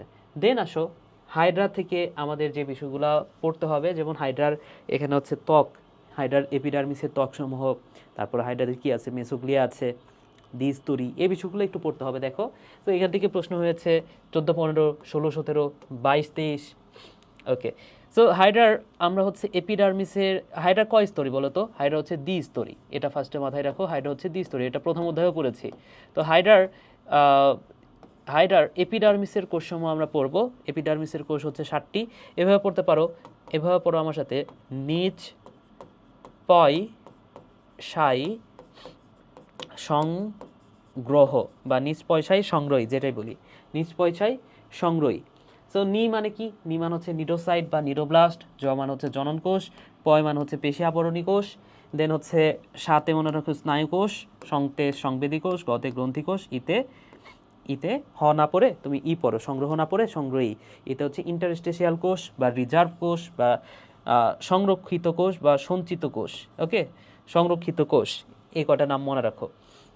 তো এখানে সবচেয়ে স্পেশাল কোষ কিন্তু এই ইন্টারস্টেশিয়াল কোষ, কারণ আমরা জানি যে হাইড্রা এর পুনরুৎপত্তি ক্ষমতা আছে, অর্থাৎ হাইড্রাকে তুমি যদি মাঝ বরাবর ভাগ করে ফেলো, এখান থেকে কিন্তু 2টা হাইড্রার জন্ম নিতে পারবে। তো হাইড্রার এই পুনরুৎপত্তি ক্ষমতা সম্ভব হয়েছে ইন্টারস্টেশিয়াল কোষের কারণে। সো এটা হচ্ছে ইন্টারস্টেশিয়াল কোষের কাজ কি তাহলে? এটা কোথায় থাকে দেখো, কোথায় থাকে সেটা আগে দেখো। পেশি আবরণী অন্তর্মুখী সরু প্রান্তের ফাঁকে থাকে, গুচ্ছাকারে থাকে এবং মেসোগ্লিয়া ঘেঁষে থাকে। তো এটাই মনে রাখো যে এটা মেসোগ্লিয়া ঘেঁষে থাকে, এবং এটা হচ্ছে দৈর্ঘ্যটা হচ্ছে 5 মাইক্রোমিটার। দৈর্ঘ্য বলতে তোমার হচ্ছে ব্যাস। ওকে, এবং এই ইন্টারস্টেশিয়াল কোষের কাজ কি? এটা হচ্ছে পুনরুৎপত্তি দেয়, রুৎপত্তি ক্ষমতা পায় হাইড্রা এই ইন্টারস্টেশিয়াল কোষের কারণে। কিন্তু গ্রন্থি কোষ থেকে কি হবে? গ্রন্থি কোষ থেকে হচ্ছে তরল পদার্থ খরিত হবে, এনজাইম খরিত হবে। তো এটা কোথায় থাকে? মুখছিদ্রে থাকে, পদতলে থাকে। আচ্ছা, দেন সংবেদী কোষ, এটা হচ্ছে পেশি আবরণী কোষের ফাঁকে ফাঁকে। কোথায় বেশি থাকে? কোষিকা, হাইপোস্টম এবং পদতলে বেশি থাকে। স্নায়ু কোষ মেসোগ্লিয়া ঘেঁষে থাকে। পেশি আবরণী কোষ সম্পূর্ণ ত্বক জুড়ে থাকে। দেন হচ্ছে জনন কোষ জননাঙ্গে থাকে। পড়তে হবে এখান থেকে গুরুত্বপূর্ণ যেটা, সেটা হচ্ছে নিডোসাইট বা নিডোব্লাস্ট। ব্লাস্ট মানে হচ্ছে অপরিণত, মানে বাচ্চা নিডোসাইটকে বলা হচ্ছে নিডোব্লাস্ট। তাহলে এই নিডোব্লাস্ট থেকে নিডোসাইটটা তৈরি হয়। এবং এই নিডোসাইটটা থাকে কোথায়? পদতল তারা সব জায়গাতে থাকে। এটা কিন্তু তোমার মেডিকেলের প্রশ্ন ছিল। সো পদতল ছাড়া সর্বত্র এটা অবস্থান করে। কোষিকাতে একটু বেশি থাকে, এবং 48 ঘন্টার মধ্যে নিডোসাইট যখন একবার ইউজ হয়ে যাবে, 48 ঘন্টার মধ্যে আবার প্রতিস্থাপিত হয়, ঠিক আছে? দেন হচ্ছে দ্বিতীয় যে স্তরটা তার নাম হচ্ছে মেসোগ্লিয়া। দ্বিতীয় যে স্তরটা মাঝখানে থাকে, মাঝে থাকে মেসোগ্লিয়া। তো এটা স্তর না, এটা হচ্ছে অকোষীয় একটা কি বলবো, মাঝখানে একটি স্তর। হ্যাঁ, তো ঠিক আছে, মেসোগ্লিয়া কি? মেসোগ্লিয়া হচ্ছে অকোষীয়। এটা কিন্তু অনেক বেশি গুরুত্বপূর্ণ। তোমাকে বলতে পারবে, এভাবে প্রশ্ন করতে পারে যে নিচের কোনটি সঠিক বা নিচের কোনটি সঠিক নয়। হ্যাঁ, এটা বিভিন্ন ভার্সিটিতে এই টাইপের প্রশ্ন এসেছে যে নিচের কোনটি সঠিক নয়, হ্যাঁ, বা নিচের কোনটি সঠিক। সো মেসোগ্লিয়া অকোষীয়, এটা কিন্তু সঠিক। ওকে, দেন হচ্ছে গ্যাস্ট্রোডার্মিস। তো ওইখানে আমরা পড়ছি না নিজ পয়সায় সংগ্রহী এপিডার্মিসের কোষসমূহ, সেখানে কয় প্রকার পড়ছি? 7 প্রকার। আর এই গ্যাস্ট্রোডার্মিসের কোষসমূহ বা এন্ডোডার্মিসের কোষসমূহ, তো গ্যাস্ট্রোডার্মিস মানে হচ্ছে এন্ডোডার্মিস, এন্ডোডার্মিস, গ্যাস্ট্রোডার্মিস যেই কথা, এন্ডোডার্মিসও একই কথা। তো এখানে কয় ধরনের কোষ থাকে? অন্ততকে 5 ধরনের কোষ থাকে। সো 5 ধরনের কোষ কি কি? ওই যে নিজ পয়সায় সংগ্রহ আমরা পড়ছি না, ওই নিজটা নাই এখানে, ঠিক আছে? অর্থাৎ নিডোসাইট আর জনন কোষ, এই দুটা জিনিস এখানে নাই, বাকি সবগুলো আছে। তবে এই যে উপরে আমরা পেশি আবরণী কোষ দেখছি না, পেশি আবরণী কোষ, মনে রাখো এইখানে যে পেশি আবরণী কোষ সেটাকে বলা হয় পুষ্টিকোষ। সো গ্যাস্ট্রোডার্মিসের পেশি আবরণী কোষকে পুষ্টিকোষও বলা হয়। পুষ্টিকোষ 2 ধরনের, ফ্লাজেলীয় কোষ, ক্ষণপদীয় কোষ। পুষ্টিকোষ কয় ধরনের? 2 ধরনের, ফ্লাজেলীয়, ক্ষণপদীয়, ফ্লাজেলীয়, ক্ষণপদীয়। হ্যাঁ, এবং গ্রন্থিকোষ এটা 2 প্রকার। সো গ্রন্থিকোষ হচ্ছে এনজাইম ক্ষরণ করে, মিউকাস ক্ষরণ করে। মিউকাস কি করে? পিচ্ছিল করে খাদ্যবস্তুকে, এনজাইম কি করে? পরিপাক করে। আচ্ছা, দেন একটা আদর্শ নিডোসাইটের আমরা গঠন পড়ব। আদর্শ নিডোসাইটের মধ্যে আছেটা কি? তো আদর্শ নিডোসাইট, এটাকে ব্লাস্ট মান হচ্ছে এই যে অপরিণত আমি বলছি, সো পরিস্ফুটনরত নিডোসাইটকে বলা হচ্ছে নিডোব্লাস্ট। তো এই নিডোসাইটের গঠনটা আমরা পড়ব। নিডোসাইটের গঠন হচ্ছে, এটা একবার প্রশ্ন হয়েছিল। সো এখানে মনে রাখো নিডোসাইটের গঠনে কি কি আছে? নি আ নে পোলা, অনি আনে পোলা। তো অতে হচ্ছে অপারকুলাম, নিতে হচ্ছে নিডোসিল, আতে হচ্ছে আবরণ, নেতে নেমাটোসিস্ট, পেতে পেশিসূত্র এবং লতে হচ্ছে ল্যাসো। ঠিক আছে, অনি আনে পোলা, অপারকুলাম, নিডোসিল, আবরণ, নেমাটোসিস্ট, পেশিসূত্র অ্যান্ড ল্যাসো। সো অপারকুলাম এটা হচ্ছে ঢাকনির মতো কাজ করে। অপারকুলাম ঢাকনির মতো কাজ করে, ঠিক আছে? তোমরা যারা এইচএসসিতে এটা চিত্র এঁকেছো তোমরা তো জানোই। নিডোসিল এটা হচ্ছে বন্দুকের যে ট্রিগার আছে না, এখানে চাপ দিলে ভেতর থেকে হচ্ছে এই যে তোমার হচ্ছে নেমাটোসিস্টের মধ্যে যে কাঁটাগুলো সেগুলো বের হয়ে চলে আসে, ঠিক আছে? সো এটা ট্রিগারের মতো কাজ করে। তাহলে ট্রিগারের মতো কাজ করে কে? নিডোসিল। আচ্ছা, আবরণ হচ্ছে দ্বিস্তরী আবরণ। হ্যাঁ, হাইডার আবরণ বললে সেটা হচ্ছে দ্বিস্তরী। হাইডার যদি বাইরের আবরণ বলে সেটাও, মানে এই যে এক্টোডার্মিস আর এন্ডোডার্মিস, এখানে তো দ্বিস্তরী। আবার হচ্ছে যদি বলা হয় যে নিডোব্লাস্ট বা নিডোসাইটের যে আবরণ সেটা কয় স্তরী? সেটাও দ্বিস্তরী। আচ্ছা, নেমাটোসিস্ট, এখানে সিস্ট কথাটার অর্থ হচ্ছে থলে, নেমাট কথাটার অর্থ হচ্ছে সুতা, নেমাট কথাটার অর্থ হচ্ছে সুতা। যেমন তোমরা নেমাটোডা পড়ছো, সুতা কৃমি। সো নেমাট মানে হচ্ছে সুতা। সো এটা থেকে প্রশ্ন আসবে সবচেয়ে বেশি, কারণ এখানে থাকে হিপনোটক্সিন। হ্যাঁ, এখানে হিনোটক্সিন না, হিপনোটক্সিন, হিপনোটক্সিনে পূর্ণ থাকে এই জায়গাটা, হিপনোটক্সিন। তো এই হিপনোটক্সিন কি দ্বারা তৈরি? প্রোটিন ও ফেনল সমৃদ্ধ হিপনোটক্সিনে পূর্ণ এখানে থাকে, এবং সূত্রকে একবার নিক্ষিপ্ত হলে সেটা আর নিটোসাইটে ফিরে যায় না। 48 ঘন্টার মধ্যে এটা প্রতিস্থাপিত হয়। কত ঘন্টা? 48 ঘন্টা। এবং ল্যাসো এটা হচ্ছে পেঁচানো সুতার মতো, মাথায় রেখো, ঠিক আছে? উনি আনে পড়লাম, আমরা পড়লাম। এবার আসো হাইডার জনন। তো হাইডার জনন এটা আমরা হচ্ছে 2 ভাগে ভাগ করতে পারি। হাইডার জননকে, একটা হচ্ছে অযৌন জনন আর একটা হচ্ছে যৌন জনন। এখান থেকে প্রশ্ন হয়েছে 21-22 সেশনে। সো অযৌন জনন এটা কয় উপায় হয়? অযৌন জনন হয় মুকুলোদ্গম প্রক্রিয়া হতে পারে, বিভাজন প্রক্রিয়া হতে পারে। তো মুকুলোদ্গম এটা হচ্ছে একটা স্বাভাবিক প্রক্রিয়া। হাইডার যে মুকুলোদ্গম সেটা হচ্ছে একটা স্বাভাবিক প্রক্রিয়া।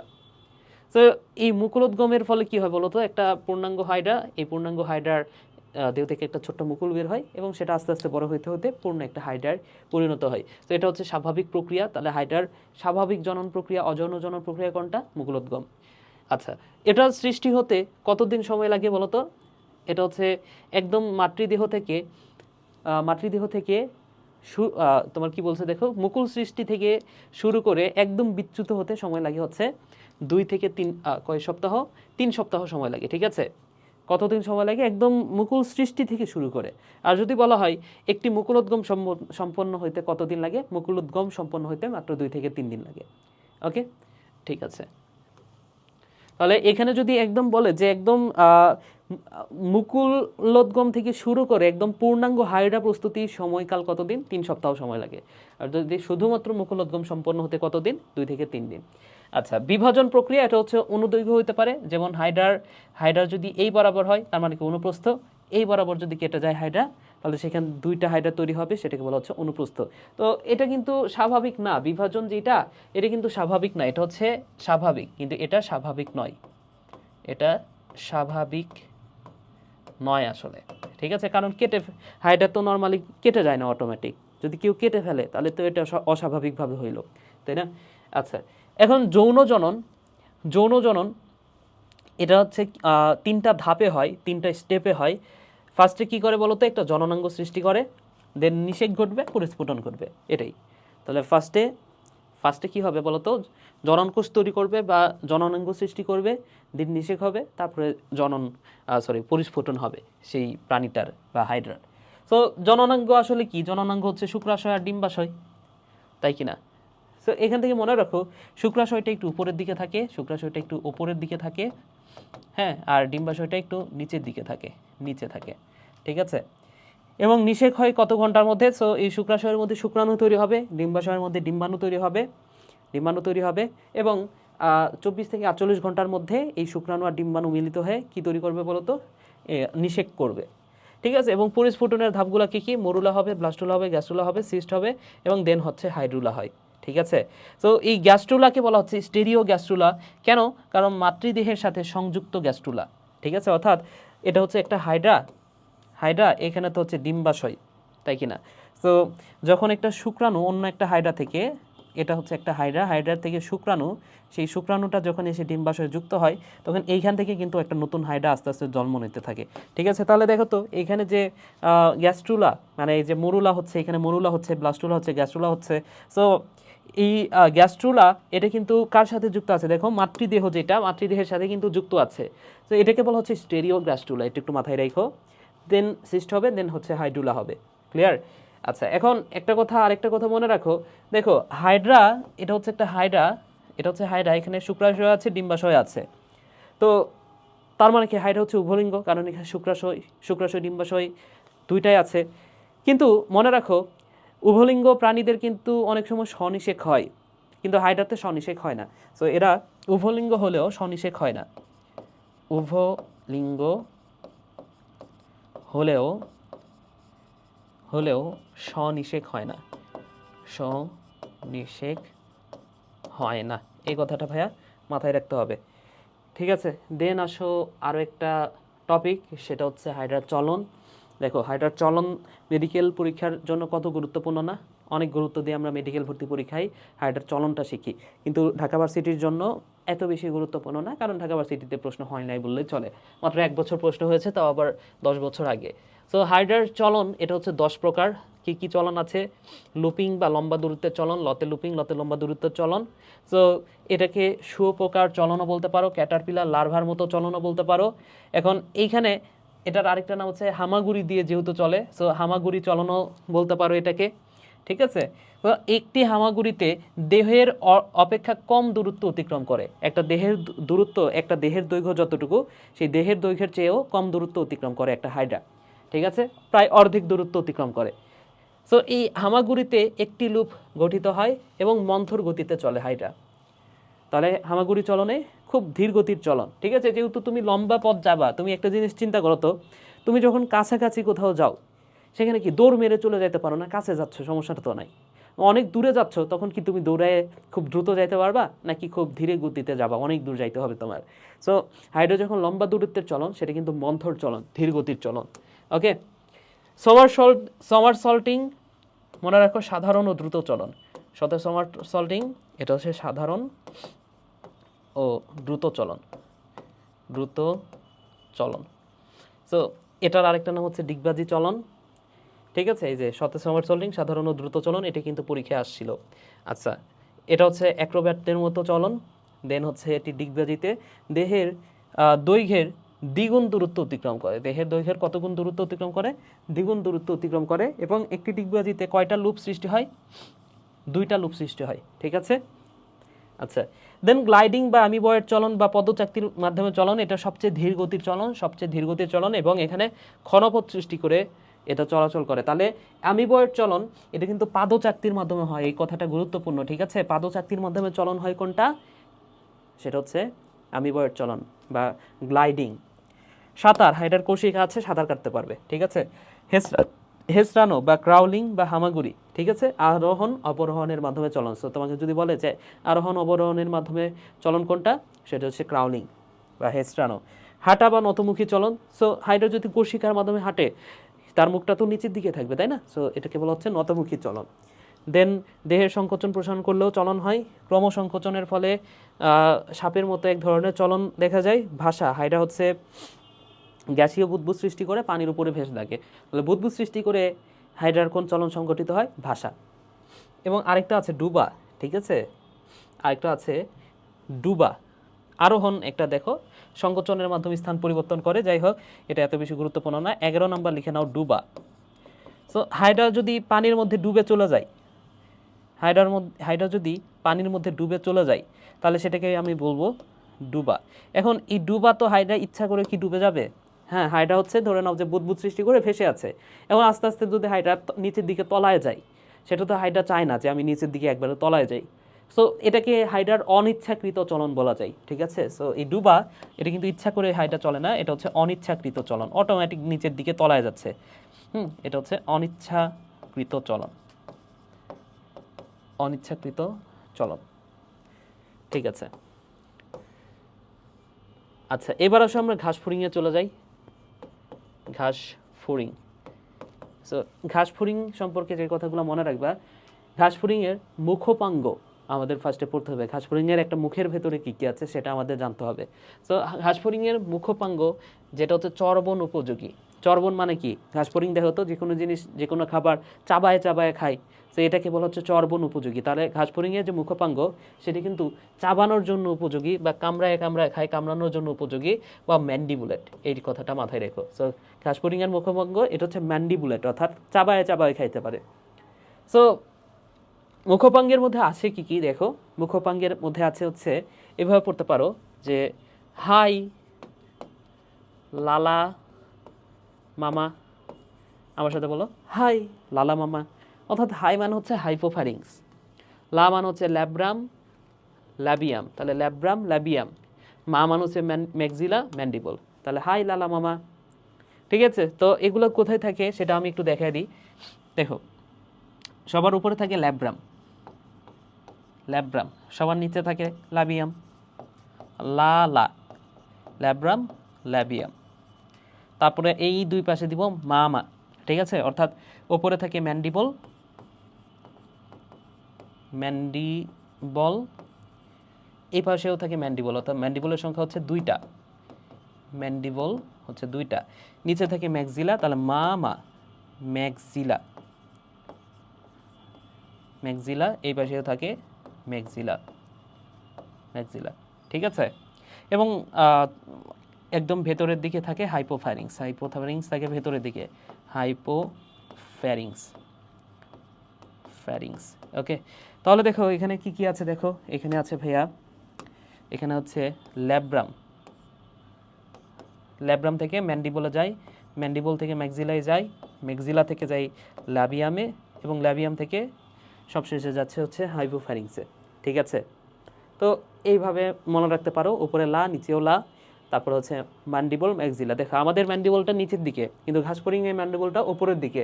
তাহলে দেখো ম্যান্ডিবল মামার সংখ্যা কয় জোড়া দেখো তো, মামার সংখ্যা হচ্ছে 1 জোড়া করে, বাকি সবগুলো একটা করে থাকে, বাকি সবগুলো কি একটি করে থাকে, হ্যাঁ? আচ্ছা, এখন এই যে ল্যাব্রাম, এটাকে বলা হয় উপরের দিকে যেহেতু আছে ঊর্ধ্ব ওষ্ঠ, ল্যাব্রাম যেটা সেটাকে কি বলা হয়? ল্যাব্রামকে বলা হয় ঊর্ধ্ব ওষ্ঠ, উপরের ওষ্ঠ, উপরের ঠোঁট। আর ল্যাবিয়াম যেটা নিচের দিকে আছে এটাকে বলা হচ্ছে অধ ওষ্ঠ, এটাকে কি বলা হচ্ছে? অধ ওষ্ঠ। এবং ম্যাক্সিলার যে কাজ, ল্যাবিয়ামের কাজটাও মোটামুটি সেম, ঠিক আছে? সো যেহেতু মোটামুটি সেম, ল্যাবিয়ামকে বলা হয় দ্বিতীয় ম্যাক্সিলা, তাহলে ল্যাবিয়ামকে আবার কি নামে ডাকা হয়? এটাকে বলা হয় দ্বিতীয় ম্যাক্সিলা, ঠিক আছে? আর হাইপোফ্যারিংস আমাদের মুখের ভেতরে কি থাকে? জিহ্বা থাকে। সো হাইপোফ্যারিংস এটা যেহেতু ভেতরের দিকে আছে, মনে রাখো এটা হচ্ছে একটা জিহ্বা, উপজিহ্বা বা লিঙ্গুয়া, ঠিক আছে? তাহলে আশা করি বুঝতে পেরেছো এখন কোনটার কাজ কি। দেখো ওপরের ল্যাব্রাম যেটা, এখান থেকে কিন্তু শুরু করব আমরা। ল্যাব্রাম, তো ল্যাব্রামের কাজ হচ্ছে এটা খাবার ধরে, স্বাদ গ্রহণ করে, ভেতরের দিকে ঠেলে দেয়। তুমি হাতের কথা কল্পনা করো, ধরুন ওই আমার হাত দিয়ে খাবার ধরলাম, একটু চেখে দেখলাম যে খাবারটার টেস্ট ঠিক আছে কিনা, এবং তারপরে মুখের ভেতরে ঠেলে দিলাম। বা এরপরে কি আছে, ম্যান্ডিবল আছে, ম্যান্ডিবলের দিকে ঠেলে দিলাম। ঠিক আছে, অর্থাৎ এই যে দেখো ল্যাব্রাম কোথায়, ল্যাব্রাম হচ্ছে খাবার ধরে, তারপর একটু স্বাদ নিয়ে দেখলাম, ম্যান্ডিবলের দিকে ঠেলে দিলাম। ঠিক আছে, এটা হচ্ছে ল্যাব্রামের কাজ। দেন ম্যান্ডিবলের ভেতরে, আমার মুখের ভেতরে এখানে কি আছে, দাঁত আছে, দাঁত দিয়ে একটু কামড় টামড় দিব, খাবারটা একটু কামড় দিয়ে দেখবো, তাই কি না। সো ম্যান্ডিবলে কি আছে, দাঁত আছে। তো আমরা কি করব, খাদ্যটা কাটবো, কেটে হচ্ছে একটু চিবায়ে দেখবো যে খাবারটা কেমন। হ্যাঁ, এখন খাবারটা যখন কাটলাম, তারপরে চিবানোর সময়ও কিন্তু আমরা একটু স্বাদ নিব, তাই কি না। সো ম্যান্ডিবল হচ্ছে দাঁতের সাথে কল্পনা করো যে খাবারটা কাটলাম, এখন এরপরে কি করতে হবে, স্বাদ নিতে হবে। তাহলে স্বাদ নিব কি দিয়া, ম্যাক্সিলা দিয়ে। কি দিয়ে স্বাদ নিব, ম্যাক্সিলা। সো ম্যাক্সিলার কাজ কি দেখো, আবার ওই যে খাবারটা ধরবো ম্যাক্সিলা দিয়ে, দেন স্বাদ নিব, দেন মুখের ভেতরে প্রবেশ করাবো আবারও। ঠিক আছে, সো এটা হচ্ছে ম্যাক্সিলার কাজ। ওকে, মানে ঘাসফড়িংয়ের মুখের কথা বলতেছি, আমার মুখ আবার ভাইবো না, ঠিক আছে, আমার সাথে তুলনা করে বলতেছি জাস্ট। দেন ম্যাক্সিলার পরে কে বলো তো, ল্যাবিয়াম। সো ল্যাবিয়ামকে বলা হচ্ছে দ্বিতীয় ম্যাক্সিলা। আবার ল্যাবিয়ামের আরেকটা নাম কি, উপজিহ্বা। এখন দেখো তো, সরি ল্যাবিয়ামের আরেকটা নাম কি, অধোষ্ঠ। তাহলে নিচের ঠোঁট, অধোষ্ঠ মানে কি, নিচের ঠোঁট। তো আমাদের নিচের ঠোঁটের কথা একটু চিন্তা করো তো, এই ঠোঁটটা যদি না থাকতো কি হইতো, আমরা পানি খাচ্ছি, পানিটা হচ্ছে নিচে গড়ায় পড়ে যাচ্ছে, কেন, কারণ ঠোঁট নাই। তো নিচের ঠোঁট না থাকলে তুমি হচ্ছে কিছু খাইলে সেটা হচ্ছে খাবারটা পড়ে যাইতে পারে। তো এখানেও নিচের ঠোঁটের কাজ হচ্ছে খাবারটা যাতে পড়ে না যায়, ফসকে যাওয়া রোধ করে, এবং মুখের ভেতরে খাদ্যটা প্রবেশ করায়। ঠিক আছে, এবং লাস্ট ওয়ানকে হাইপোফ্যারিংস। হাইপোফ্যারিংস মানে হচ্ছে জিহ্বা। সো আমাদের জিহ্বার কাজ কি, খাবারটাকে লালার সাথে ভালো করে মেশানো। তো এর কাজ হচ্ছে খাবারটাকে নাড়াচাড়া করে লালার সাথে মেশাই হচ্ছে হাইপোফ্যারিংস। ঠিক আছে ভাইয়া, ওকে। দেন আসো ঘাসফড়িংয়ের, এবার আমরা যেটা পড়ব, ঘাসফড়িংয়ের রক্ত সংবহন তন্ত্র। সো রক্ত সংবহন তন্ত্রের অংশ হচ্ছে তিনটা, এখান থেকে একবার প্রশ্ন হয়েছে। সো তিনটা অংশ কি কি, একটা হচ্ছে হিমোসিল, হিমোলিম্ফ, পৃষ্ঠীয় বাহিকা। সো হিমোলিম্ফ মানে রক্ত, সিল মানে হচ্ছে গহ্বর। ঘাসফড়িংয়ের যে রক্ত সংবহন এটা হচ্ছে মুক্ত ধরনের। যেহেতু ঘাসফড়িংয়ের রক্ত সংবহন মুক্ত ধরনের, তার মানে কি, এটা হচ্ছে এখানে একটা গহ্বর থাকতে হবে, এবং এই গহ্বরের ভেতরে রক্ত দ্বারা পূর্ণ থাকবে। সো এটাই হচ্ছে হিমোসিল, সিল মানে হচ্ছে গহ্বর। আচ্ছা, এখন হিমোসিল এটা হচ্ছে দুইটা পর্দা থাকে। ধরে নাও এটা হচ্ছে একটা গহ্বর, এই গহ্বরের দুইটা পর্দা। তাহলে পর্দা কয়টা বলো তো, দুইটা পর্দা, একটা হচ্ছে অঙ্গীয় পর্দা আর একটা হচ্ছে পৃষ্ঠীয় পর্দা। এই যে এটা হচ্ছে অঙ্কীয় পর্দা, এটা হচ্ছে পৃষ্ঠীয় পর্দা। তাহলে এই যে অঙ্কীয় পর্দা এবং পৃষ্ঠীয় পর্দা, এটাকে কয়টা সাইনাসে ভাগ করছে দেখো তো, কয়টা ফাঁকা জায়গায় ভাগ করছে, তিনটা ফাঁকা জায়গা। এই যে 1 2 3, তিনটা ফাঁকা জায়গা। তিনটা ফাঁকা জায়গার নাম মনে রাখো, এটা হচ্ছে কা, এটা হচ্ছে ভি, এটা হচ্ছে নি। তাহলে তিনটা ফাঁকা জায়গা কি কি, কাভিনি। ঠিক আছে, অর্থাৎ এখানে পেরিকার্ডিয়াল কা, পেরিভিসেরাল ভি, পেরিনিউরাল নি। ঠিক আছে, তাহলে কা ভি নি তিনটা সাইনাসে ভাগ করছি আমরা। ওকে, এখন এইখানে কোথায় কি থাকে দেখো, নিউরাল। নিউরাল নামটা শুনে বুঝতে পারতেছো নিউরনের সাথে মিল আছে। নিউরাল মানে হচ্ছে নিউরন, এভাবে মনে রাখো। তার মানে কি, এখানে আছে স্নায়ুর রজ্জু। পেরিকার্ডিয়াল, কার্ডিয়া কথাটার অর্থ কি বলতো, কার্ডিয়া মানে হৃৎপিণ্ড না, মানুষের ক্ষেত্রেও তো তাই। কার্ডিয়া মানে হচ্ছে হৃৎপিণ্ড। সো এখানে কি থাকে, হৃদযন্ত্র থাকে, হৃৎপিণ্ড বলতেছি না, হৃদযন্ত্র বলতেছি। সো হৃদযন্ত্র আছে, অ্যাওর্টা আছে। ঠিক আছে, এবং বাকি সব কিছু থাকে কিন্তু এইখানে। তো এখানে মনে হয় নিউরন, নিউরন মানে হচ্ছে স্নায়ু থাকে, উপরে থাকে কার্ডিয়া, পেরিকার্ডিয়াল সাইনাস। তো এখানে হৃৎপিণ্ড থাকবে, অ্যাওর্টা থাকবে, বাকি সব কিছু থাকবে এই জায়গাটাতে। দেন আসো হিমোলিম্ফ। লিম্ফ মানে হচ্ছে রক্ত। সো ঘাসফড়িংয়ে যে রক্ত, জাস্ট কয়েকটা কথা মনে রাখো, এটা হচ্ছে বর্ণহীন, হিমোগ্লোবিন নাই। হিমোগ্লোবিন নাই বলেই তো বর্ণহীন, তাই না, হিমোগ্লোবিন থাকলে লাল হইতো। তাহলে অক্সিজেন পরিবহন করে না, যেহেতু হিমোগ্লোবিন নাই তাই অক্সিজেনও পরিবহন করবে না, যেহেতু অক্সিজেন পরিবহন করে না তাই শ্বসনে কোনো ভূমিকা নাই। এবং হিমোসাইটের সংখ্যা কত, হিমোসাইট মানে হচ্ছে রক্তের কোষ, কত, 15 থেকে 60,000 প্রতি ঘন মিলিমিটারে, 15 থেকে 60,000 হিমোসাইট থাকে। দেন পৃষ্ঠীয় বাহিকা। পৃষ্ঠীয় বাহিকা হচ্ছে প্রধান স্পন্দনশীল অঙ্গ হচ্ছে পৃষ্ঠীয় বাহিকা। পৃষ্ঠীয় বাহিকা বলতে হৃদযন্ত্রটাকে বোঝানো হচ্ছে, হৃদযন্ত্র। সো এটা হচ্ছে প্রধান স্পন্দনশীল অঙ্গ। এটা হৃদযন্ত্র অ্যাওর্টা নিয়ে গঠিত। হৃদযন্ত্র একটি হচ্ছে নলাকার এবং 7 প্রকোষ্ঠ বিশিষ্ট। তাহলে হৃদযন্ত্র কয় প্রকোষ্ঠ বিশিষ্ট ভাইয়া? 7 প্রকোষ্ঠ বিশিষ্ট। ঠিক আছে, আমাদের হৃৎপিণ্ড প্রতি মিনিটে কতবার স্পন্দিত হয় বলো তো? 75 বার। তবে ঘাসফড়িংয়ের যে হৃদযন্ত্র সেটা হচ্ছে 100 থেকে 110 বার। প্রতি মিনিটে কতবার স্পন্দন হয়? 100 থেকে 110 বার। এবং সারা দেহে রক্তটা একবার ঘুরে আসতে সময় লাগে 30 থেকে 60 মিনিট। ঠিক আছে, এবং এখানে প্রকোষ্ঠ 7টা। হ্যাঁ, ধরে নাও যে এই যে এরকম হচ্ছে এদের হৃৎপিণ্ডটা। আমি একটু দেখানোর চেষ্টা করি, দেখো।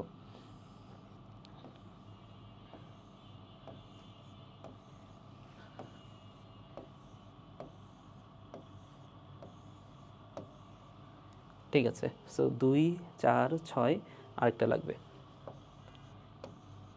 সো এই হচ্ছে প্রকোষ্ঠ। এখন এই যে সামনের দিকে যেটা হচ্ছে সম্মুখে ওটা, পেছনে হচ্ছে পশ্চাতে ওটা থাকে, এবং এইখানে থাকে অস্টিয়া। এই যে ছিদ্রটার নাম হচ্ছে অস্টিয়া। এই ছিদ্রটার নাম কি ভাইয়া? ছিদ্রটার নাম হচ্ছে অস্টিয়া। এবং এই দুই পাশে থাকে অ্যালারি পেশি। সো এই দুই পাশে কি থাকে? অ্যালারি পেশি। তো প্রত্যেকটা এই প্রকোষ্ঠের দুই পাশে কি থাকে? অ্যালারি পেশি। এখন প্রকোষ্ঠ 7টা হলেও অ্যালারি পেশি হচ্ছে 6 জোড়া। হ্যাঁ, দুই পাশে 6 জোড়া। তুমি গুণে দেখো, দরকার হলে প্রত্যেকটাতে দিয়ে গুণে দেখো। অ্যালারির পেশির সংখ্যা 6 জোড়া, এটা একটু মাথায় রাখো। ঠিক আছে, এবং অস্টিয়া থাকে, অস্টিয়া নামক ছিদ্র থাকে। ঠিক আছে, অস্টিয়া এটাও কিন্তু 6 জোড়ায় থাকে। আচ্ছা, দেন আসো ঘাসফড়িংয়ের শ্বসনতন্ত্র নিয়ে আমরা একটু আলোচনা করি। ঘাসফড়িংয়ের শ্বসনতন্ত্র, ঘাসফড়িংয়ে এখান থেকে একবার প্রশ্ন হয়েছে। শ্বসনতন্ত্রের যেটা প্রথমেই থাকে সেটা হচ্ছে স্পাইরাকল বা শ্বাসরন্ধ্র। মনে রাখো, শ্বাসরন্ধ্র হচ্ছে 10 জোড়া। এটাই পরীক্ষা আসছিল। এখন এখানে কিছু বিষয় আছে, শ্বাসরন্ধ্র কোথায় কোনটা থাকে সেটা তোমার জানা জরুরি। দেখো, ধরে নাও ঘাসফড়িংয়ের সামনে থাকে মাথা, তারপরে কি বক্ষ, তারপরে হচ্ছে উদর, তাই তো? সো এর মধ্যে বক্ষ যে অঞ্চলটা, সেখানে থাকে 2 জোড়া। এখানে কয় জোড়া থাকে? এখানে থাকে 2 জোড়া। তাহলে শ্বাসরন্ধ্র কয় জোড়া? 2 জোড়া। কোথায়? বক্ষে। এটা হচ্ছে বক্ষ। বক্ষ মানে কি? বুক। আর এটা হচ্ছে উদর। উদরে থাকে বাকি 8 জোড়া। তাহলে 1, 2, 3, 4, 5, 6, 7, 8। উদরে থাকে বাকি 8 জোড়া। ঠিক আছে, তো এই কথাটাই মাথায় রেখো যে এই 10 জোড়ার মধ্যে বক্ষে কয় জোড়া থাকে? বক্ষে থাকে 2 জোড়া। 2 জোড়া।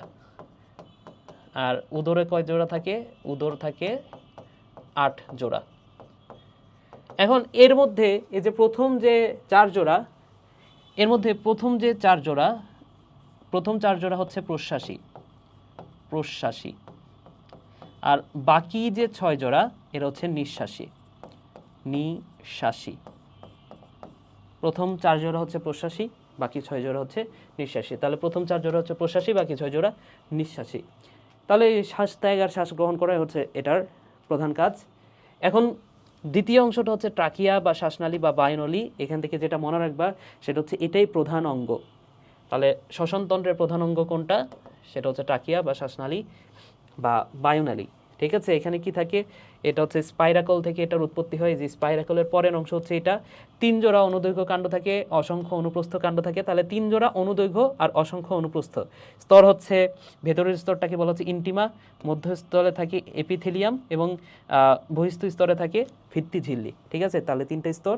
এবং ইন্টিমায় টিনিডিয়া থাকায় চুপসে যায় না। এটা মনে রাখো ভাইয়া, ইন্টিমায় এটা টিনিডিয়া থাকায় এটা হচ্ছে চুপসে যায় না। ইন্টিমায় টিনিডিয়া থাকে, এটা চুপসে যায় না। দেন 3 নম্বর অঞ্চলটা হচ্ছে ট্রাকিওল কোষ বা প্রান্তীয় কোষ। ঠিক আছে, দেন ট্রাকিওল বায়ুথলি। ঠিক আছে, তাহলে এই হচ্ছে শ্বসনতন্ত্রের অংশগুলা। আচ্ছা, আমরা ঘাসফড়িংয়ের একদম শেষের দিকে চলে আসছি প্রায়। সো ঘাসফড়িংয়ের দেখো, এবার আমরা রূপান্তর পড়ব। রূপান্তর কয় ধরনের ভাইয়া? মনে রাখো, রূপান্তর হচ্ছে 2 ধরনের। ঘাসফড়িংয়ের রূপান্তর না, রূপান্তর মোট 2 ধরনের। একটা হচ্ছে অসম্পূর্ণ রূপান্তর, আর একটা হচ্ছে সম্পূর্ণ রূপান্তর। এখন অসম্পূর্ণ রূপান্তর যেটা, অসম্পূর্ণ রূপান্তরে নামটা শুনেই বুঝতে পারতেছে যে অসম্পূর্ণ। হ্যাঁ, মানে কি পুরাপুরি হচ্ছে না। তাহলে এখানে ধাপ একটু কম, 3টা ধাপ। আর সম্পূর্ণ নামটা শুনেই বুঝতে পারতেছে যে বড় ধাপ, সম্পূর্ণ হয়ে যাচ্ছে। তো এখানে ধাপ হচ্ছে 4টা।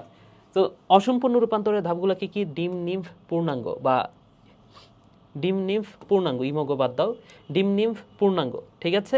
সো ডিম নিম্ফ পূর্ণাঙ্গ, অসম্পূর্ণের ধাপ হচ্ছে 3টা, ডিম নিম্ফ পূর্ণাঙ্গ, তাহলে ডিম থেকে যেটা বাচ্চা হয় বাচ্চাটার নাম হচ্ছে নিম্ফ, তারপরে হচ্ছে পূর্ণাঙ্গ। সো আরশোলা, ঘাসফড়িং এগুলো হচ্ছে অসম্পূর্ণ রূপান্তর দেখা যায়। আর সম্পূর্ণ রূপান্তর এখানে ধাপ হচ্ছে 4টা, মনে রাখো। ফার্স্ট হচ্ছে ডিম, তারপর হচ্ছে লার্ভা, তারপর হচ্ছে পিউপা। তাহলে ডিম থেকে বের হচ্ছে লার্ভা, শিশুটার নাম হচ্ছে লার্ভা, দেন হচ্ছে পিউপা। এখন তারপরে আরেকটা স্টেজ আছে, তো ছোট্ট একটা কথা বলি, দেখো এটা তোমার সাথে রিলেট করতে পারো কিনা।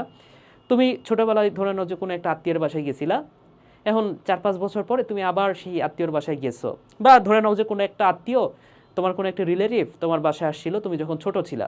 এরপরে যখন ওই আত্মীয়টা আবারও তোমার বাসায় আসবে 4-5 বছর পরে, তখন বলে না যে ও মা গো কত বড় হয়ে গেছে, এভাবে বলে না, ঠিক আছে। সো এটা তোমার সাথে রিলেট করো। সো যখন হচ্ছে একটা ডিম থেকে বাচ্চা হইলো, লার্ভা হইলো, ঠিক আছে, লার্ভা থেকে পিউপা হইলো, দেখো কত স্টেপ পার করছে, এখানে মাত্র 3টে স্টেপ। সো লার্ভা থেকে পিউপা হতে হচ্ছে, এখানে সরি ডিম থেকে লার্ভা হচ্ছে, লার্ভা থেকে আবার পিউপা হতে হচ্ছে, তারপরে যখন পূর্ণাঙ্গ হচ্ছে তখন সেটাকে আমরা দেখে বলবো ও মা গো বা ইমোগো, ঠিক আছে, ইমাগো না ইমোগো, এভাবে মনে রাখো। ওকে, তাহলে অসম্পূর্ণ রূপান্তর কোথায় দেখা যায়? মাছিতে দেখা যায়, মৌমাছি এবং প্রজাপতি 2 জায়গায় অসম্পূর্ণ রূপান্তর দেখা যায়। আশা করি বুঝেছো। এবার আসো আমরা যেটা পড়বো, ঘাসফড়িংয়ের রূপান্তর। সো ঘাসফড়িংয়ের রূপান্তর হচ্ছে অসম্পূর্ণ ধরনের বা হেমিমেটাবোলাস। একটু আগে দেখলাম হেমিমান হচ্ছে অর্ধেক, ঠিক আছে, অর্থাৎ এটা হচ্ছে অসম্পূর্ণ বা অর্ধেক মেটাবোলাস। দেন এইখানে কি হয় বলতো, ডিম থেকে নিম্ফ হয়, নিম থেকে পূর্ণাঙ্গ হয়, খোলস মোচন বা মল্টিং। হ্যাঁ, সো এই খোলস মোচন বা মল্টিং বা এটাকে বলা হচ্ছে এগডাইসিস, ঠিক আছে। সো এগডাইসিস এটা হচ্ছে খোলস মোচন প্রক্রিয়া, সিস মানে প্রক্রিয়া। আচ্ছা, সো নিম্ফ থেকে পূর্ণাঙ্গ প্রাণীতে পরিণত হতে ঘাসফড়িংয়ের 5 বার খোলস মোচন করতে হয়। তো খোলস মোচন তো তোমরা জানো, সাপের খোলস মোচন সম্পর্কে দেখেছো। সাপ কি করে বলো তো, তার খোলস পাল্টায়, তাই না? সো ঘাসফড়িং একটা ছোট বাচ্চা থেকে পূর্ণাঙ্গ হতে কয়বার খোলস পাল্টাতে হয়? 5 বার। আচ্ছা, এখানে ইনস্টার মানে হচ্ছে 2টি খোলস মোচনের মধ্যবর্তী অবস্থাকে বলা হচ্ছে ইনস্টার, এবং এখানে সময় লাগে, রূপান্তর হতে সময় লাগে হচ্ছে 2 মাস, ঠিক আছে। সো ইনস্টার মানে কি, 2টা খোলস মোচনের মধ্যবর্তী, ধরে নাও যে মাত্রই খোলস মোচন হইলো আবার খোলস মোচন হবে, তো এই দুটার মধ্যবর্তী একটা সময় লাগবে না, সো এই সময়টাকে বলা হচ্ছে ইনস্টার। এবং সময় কতটুকু? 2 মাস রূপান্তর সম্পন্ন হতে, মানে সব কিছু সম্পন্ন হতে মোট 2 মাস সময় লাগে। এবং আরেকটা ওয়ার্ড এক্সুভি। সো এক্সুভি মানে কি? এক্সুভি মানে হচ্ছে পরিত্যক্ত খোলস,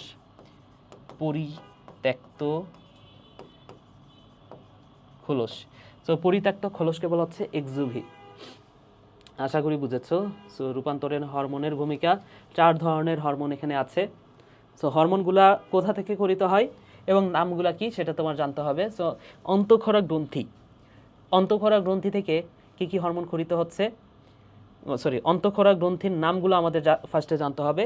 ইন্টার সেরেব্রাল গ্রন্থি 1 নম্বর, 2 নম্বর গ্রন্থিটা হচ্ছে প্রোথোরাসিক, হ্যাঁ, প্রোথোরাসিক গ্রন্থি, 3 নম্বর হচ্ছে কর্পোরা অ্যালাটা, 4 নম্বর হচ্ছে কর্পোরা কার্ডিয়াকা, ঠিক আছে। তাহলে এই নামগুলো 4টা মনে রাখো, intercerebral, prothoracic, corpora allata, corpora কার্ডিয়াকা।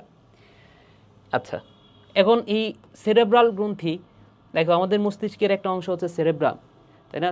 সেখান থেকে মনে রাখো এটা কোথায় থাকে? মস্তিষ্কে থাকে। মস্তিষ্কে এই গ্রন্থিটা থাকে, ইন্টার সেরেব্রাম।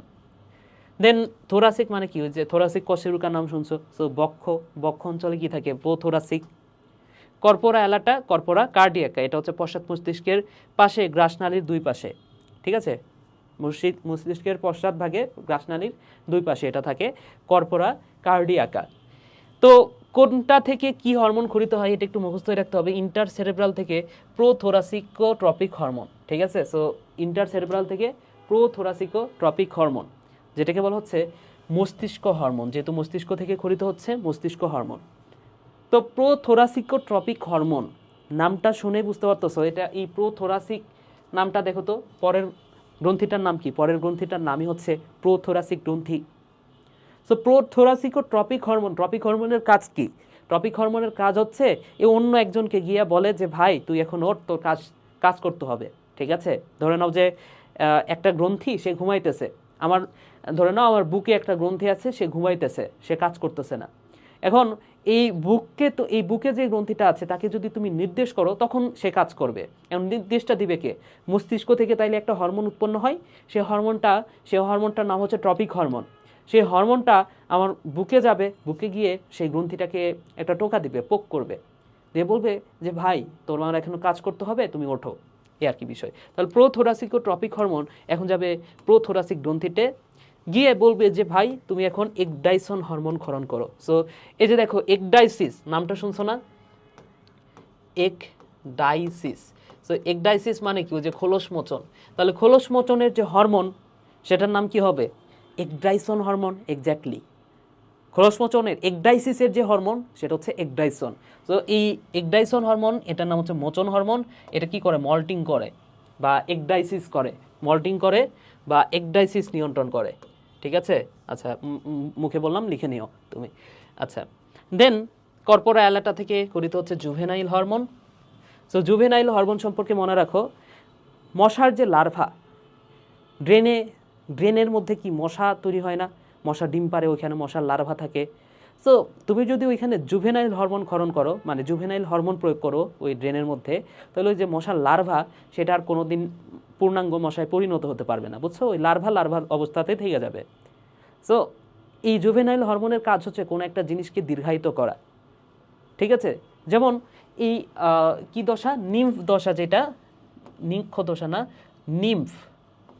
নিম্ফ ময়ে ফয়, এটা নিম্ফ দশাকে ময়ে ফয়, নিম্ফ দশাকে দীর্ঘায়িত করে। এই যে নিম্ফ ময়ে ফয়, নিম্ফ দশার বৈশিষ্ট্য দীর্ঘ নিয়ন্ত্রণ করে, দৈর্ঘ্য নিয়ন্ত্রণ করে। অর্থাৎ নিম্ফ দশা কতদিন থাকবে? নিম্ফ মানে কি? ওই যে ছোট বাচ্চা, সে বাচ্চা কতদিন থাকবে, মানে বাচ্চা অবস্থায় কতদিন থাকবে সেটা নিয়ন্ত্রণ করবে কি? Juvenile hormone. অর্থাৎ নিম্ফ দশাকে দীর্ঘায়িত করে, এটা মাথায় রেখো। গোনাডোট্রপিক হরমোন, তাহলে জুভেনাইল হরমোনও খরিত হচ্ছে, গোনাডোট্রপিকও হরমোন খরিত হচ্ছে। সো গোনাডোট্রপিক হরমোনের কাজ কি? গোনাডোট্রপিক হচ্ছে, গোনাড মানে কি? জননাঙ্গ। সো জননাঙ্গের বৃদ্ধি ঘটায়। তাহলে এই কর্পোরা অ্যালাটা থেকে দুইটা হরমোন খরিত হচ্ছে, একটা জুভেনাইল হরমোন আর একটা হচ্ছে গোনাডোট্রপিক হরমোন।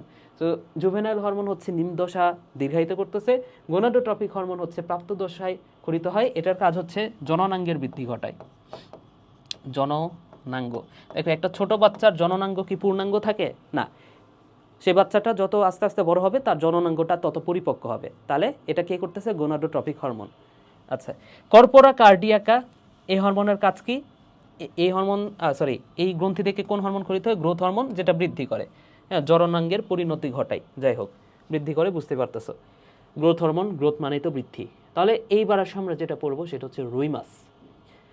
ওকে, রুই মাছ থেকে সবচেয়ে গুরুত্বপূর্ণ যে টপিকটা সেটা হচ্ছে হৃৎপিণ্ড, সেটা আমরা এবার পড়বো। তো রুই মাছের হৃৎপিণ্ড সম্পর্কে দেখো, রক্ত সংবহন তন্ত্র সম্পর্কে আমাদের যেটা পড়তে হবে, দেখো রক্ত সংবহন তন্ত্রের 4টা উপাদান, এখান থেকে প্রশ্ন হয়েছে 22-23 সেশনে। ওকে, সো রুই মাছের যে হৃৎপিণ্ডকে বলা হচ্ছে ভেনাস হার্ট। কেন ভেনাস হার্ট বলা হয়? ভেইন মানে হচ্ছে শিরা, শিরার কাজ হচ্ছে কার্বন ডাইঅক্সাইড সমৃদ্ধ রক্ত পরিবহন করা। রুই মাছের যে হৃৎপিণ্ড সেখানে শুধুমাত্র কার্বন ডাইঅক্সাইড সমৃদ্ধ রক্তই থাকে, এ কারণে এটাকে বলা হয় ভেনাস হার্ট। ওকে, সো রুই মাছের যে হৃৎপিণ্ড সেটা নিয়ে আমরা একটু পড়বো। সো 4টা উপাদানের মধ্যে কি কি? 4টা উপাদান হচ্ছে হৃৎপিণ্ড, তারপরে রক্ত, ধমনীতন্ত্র, শিরাতন্ত্র। এই 4টা উপাদান দ্বারা রুই মাছের যে রক্ত সংবহন তন্ত্র সেটা গঠিত হয়। এখন প্রথমেই আমরা পড়বো হচ্ছে হৃৎপিণ্ড বা ভেনাস হার্ট বা শিরা হৃৎপিণ্ড, এক চক্র হৃৎপিণ্ড যেটাই বলি, কারণ এখানে শুধুমাত্র একদিকে রক্ত প্রবাহিত হয়, তাই এক চক্র। আচ্ছা, তো এখানে কার্বন ডাইঅক্সাইড সমৃদ্ধ রক্ত থাকে, এই কারণেই তো ভেনাস হার্ট বা শিরা হৃৎপিণ্ড যেটা বললাম। তো এখানে কপাটিকা কয়টা? কপাটিকা হচ্ছে মোট 3টা। ঠিক আছে, কপাটিকা হচ্ছে মোট 3টা। প্রকোষ্ঠ কয়টা? 2টা। প্রকোষ্ঠ কয়টা ভাইয়া? প্রকোষ্ঠ হচ্ছে 2টা। আর উপপ্রকোষ্ঠ একটা আছে, এখানে তুমি টান দিবা, টান দিয়ে লিখে নিবা, এটা হচ্ছে উপপ্রকোষ্ঠ আসলে। তাহলে প্রকোষ্ঠ, এই উপপ্রকোষ্ঠ হচ্ছে একটি, যার নাম হচ্ছে সাইনাস ভেনোসাস। এস দ্বারা আমরা প্রকাশ করতেছি, সাইনাস ভেনোসাস। ঠিক আছে, তাহলে উপপ্রকোষ্ঠ হচ্ছে একটা, সাইনাস ভেনোসাস। প্রকোষ্ঠ কয়টা? 2টা, অ্যাট্রিয়াম ভেন্ট্রিকল। তাহলে সাইনাস ভেনোসাস, অ্যাট্রিয়াম ভেন্ট্রিকল। দেন কপাটিকা হচ্ছে 3টা, সাইনো অ্যাট্রিয়াল কপাটিকা, অ্যাট্রিও ভেন্ট্রিকুলার কপাটিকা, ভেন্ট্রিকুলো বালবাস কপাটিকা। তো চিত্র আঁকাইলে এটা হচ্ছে সহজেই বোঝা যায়। এখন চিত্র তো আঁকানোর সময় নাই, সুযোগও নাই, ঠিক আছে? তো তোমার আসলে তোমার যদি আগে থেকে ভালো মতো জানা থাকে তাইলে ভালো, না জানা থাকলে এটা একটু মুখস্থই করতে হবে, ঠিক আছে? সো এখানে মনে রাখো সাইনাস ভেনোস সাইনো আর্ট্রিয়াল, হ্যাঁ, এই যে সাইনো আর্ট্রিয়াল, সাইনাস আর অ্যাট্রিয়ামের মাঝখানে থেকে সাইনো আর্ট্রিয়াল, তারপরে অ্যাট্রিও ভেন্ট্রিকুলার, ভেন্ট্রিকুলো বালবাস। এই যে সাইনাস ভেনোসাস আর অ্যাট্রিয়ামের মাঝখানে সাইনো আর্ট্রিয়াল, অ্যাট্রিয়াম আর ভেন্ট্রিকুলার মাঝখানে অ্যাট্রিও ভেন্ট্রিকুলো, এবং ভেন্ট্রিকল আর বালবাস আর্টেরিওসেসের মাঝখানে ভেন্ট্রিকুলো বালবাস, এই তিনটা কপাটিকা। দেন হচ্ছে রক্ত, দুই নম্বর অংশটার নাম হচ্ছে রক্ত। সো রক্ত সম্পর্কে মনে রাখো, রক্তের মধ্যে কি কি আছে? দুইটা উপাদান, একটা হচ্ছে রক্তরস আর একটা হচ্ছে রক্তকণিকা। সো রক্তের কয়টা উপাদান ভাইয়া? রক্তের দুইটা উপাদান, একটা হচ্ছে রক্তরস অ্যান্ড রক্তকণিকা। সো রক্তকণিকার মধ্যে কি আছে? লোহিত রক্তকণিকা অ্যান্ড শ্বেত রক্তকণিকা। তো লোহিত রক্তকণিকা এটা হচ্ছে ডিম্বাকার হয়, নিউক্লিয়াস যুক্ত হয়, ঠিক আছে? আমাদের রক্তের কথা চিন্তা করো, মানুষের রক্তে লোহিত রক্তকণিকায় কিন্তু নিউক্লিয়াস থাকে না, কিন্তু রুই মাছের যে রক্ত সেখানে কিন্তু লোহিত রক্তকণিকায় নিউক্লিয়াসটা থাকে, ঠিক আছে? এবং শ্বেত রক্তকণিকা কিন্তু অ্যামিবয়েড ধরনের, অর্থাৎ অ্যামিবার মতো। এখানে কিন্তু অণুচক্রিকা নাই, চক্রিকা, আচ্ছা যাই হোক, অণুচক্রিকা এটা কিন্তু থাকে না রুই মাছের হৃৎপিণ্ডে, রক্তে, ঠিক আছে? দেন আসো শিরাতন্ত্র হচ্ছে দুই ধরনের, একটা হচ্ছে সিস্টেমিক শিরাতন্ত্র আর একটা হচ্ছে পোর্টাল শিরাতন্ত্র। তো সিস্টেমিক শিরাতন্ত্র হচ্ছে সম্মুখ, পশ্চাতে থাকলে পশ্চাৎ, আরেকটা হচ্ছে যুগুলার। তাহলে সিস্টেমিক শিরাতন্ত্র কি? সামনে যে শিরাতন্ত্র সেটা হচ্ছে সম্মুখ, পশ্চাতে থাকলে পশ্চাৎ, আর আরেকটা হচ্ছে যুগুলার শিরাতন্ত্র, ঠিক আছে? এটাও সম্মুখ দিকে থাকে। সো সম্মুখ শিরাতন্ত্র, সম্মুখ কার্ডিনাল শিরা, এটা এক জোড়া। কার্ডিয়া মানে কি? হৃৎপিণ্ড। সো হৃৎপিণ্ডের সামনে যেটা থাকে সম্মুখ, হৃৎপিণ্ডের পেছনে যেটা থাকে সেটা হচ্ছে পশ্চাৎ, এবং আরেকটা হচ্ছে যুগুলার, সেটাও কিন্তু সামনেই থাকে। সো এক জোড়া। এখন এই সম্মুখ কার্ডিনাল শিরা বলো বা পশ্চাৎ কার্ডিনাল শিরা বলো বা যুগুলার শিরা বলো, এটা কোথায় গিয়ে উন্মুক্ত হয়? ডাক্টাস কুভিয়েরিতে উন্মুক্ত হয়। কোথায়? ডাক্টাস কুভিয়েরি। হৃৎপিণ্ডের নিচে, সাইনাস ভেনোসাসের নিচে একটা হচ্ছে ডাক্ট থাকে, একটা নালী থাকে, যেটাকে বলা হচ্ছে ডাক্টাস কুভিয়েরি। তো এখানে এসে এই শিরাগুলো যুক্ত হয়, এতটুকুই মনে রাখো। আমি যদি একটু দেখাই চিত্রের মাধ্যমে, ধরে নাও এটা হচ্ছে একটা রুই মাছের হৃৎপিণ্ড, হ্যাঁ, জাস্ট আমি একটু দেখানোর চেষ্টা করি।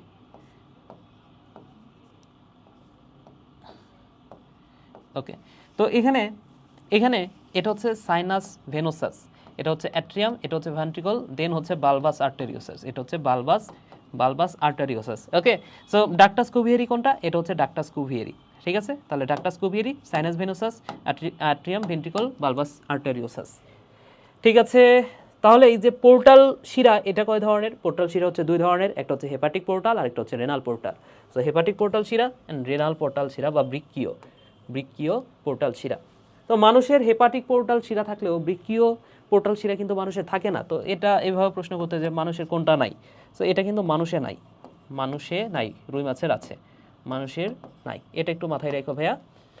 তো এখানে এই যে লেখা আছে মানুষের রেনাল পোর্টাল শিরা নেই, কিন্তু কপাটিকা কিন্তু কি বলা আছে? কপাটিকা টোটাল আবার কি? আচ্ছা, মানুষের রেনাল পোর্টাল শিরা নাই, তবে হেপাটিক পোর্টাল শিরা থাকে। হ্যাঁ, হেপাটিক পোর্টাল শিরা রয়েছে। রুই মাছে কোনাস আর্টেরিওসাস নাই। দেখো রুই মাছে কি আছে? বালবাস আর্টেরিওসাস। একটু আগে আমরা দেখলাম, এই যে এটা হচ্ছে বাল্বের মতো দেখতে, বালবাস আর্টেরিওসাস। রুই মাছের কোনাস আর্টেরিওসাস নাই, ঠিক আছে? এটা কিন্তু ঢাকা ভার্সিটির কোশ্চিন। তো রুই মাছের যেহেতু বালবাস আর্টেরিওসাস আছে, এখানে কোনাস আর্টেরিওসাস নাই, সিম্পল কথা, ঠিক আছে? ওকে, তো রক্তটা কিভাবে পরিবাহিত হয় সেটি একটু দেখার চেষ্টা করো। দেখো রক্তটা কিভাবে আসলে পরিবাহিত হয়। আমি এখানে একটা চিত্র আঁকাই, হ্যাঁ, চিত্রটা একটু আঁকাই, তাইলে হয়তো বা আরও ভালো মতো বুঝতে পারবা। একটু আগে যে চিত্রটা আঁকাইলাম ওইটাই আরেকবার আঁকাই।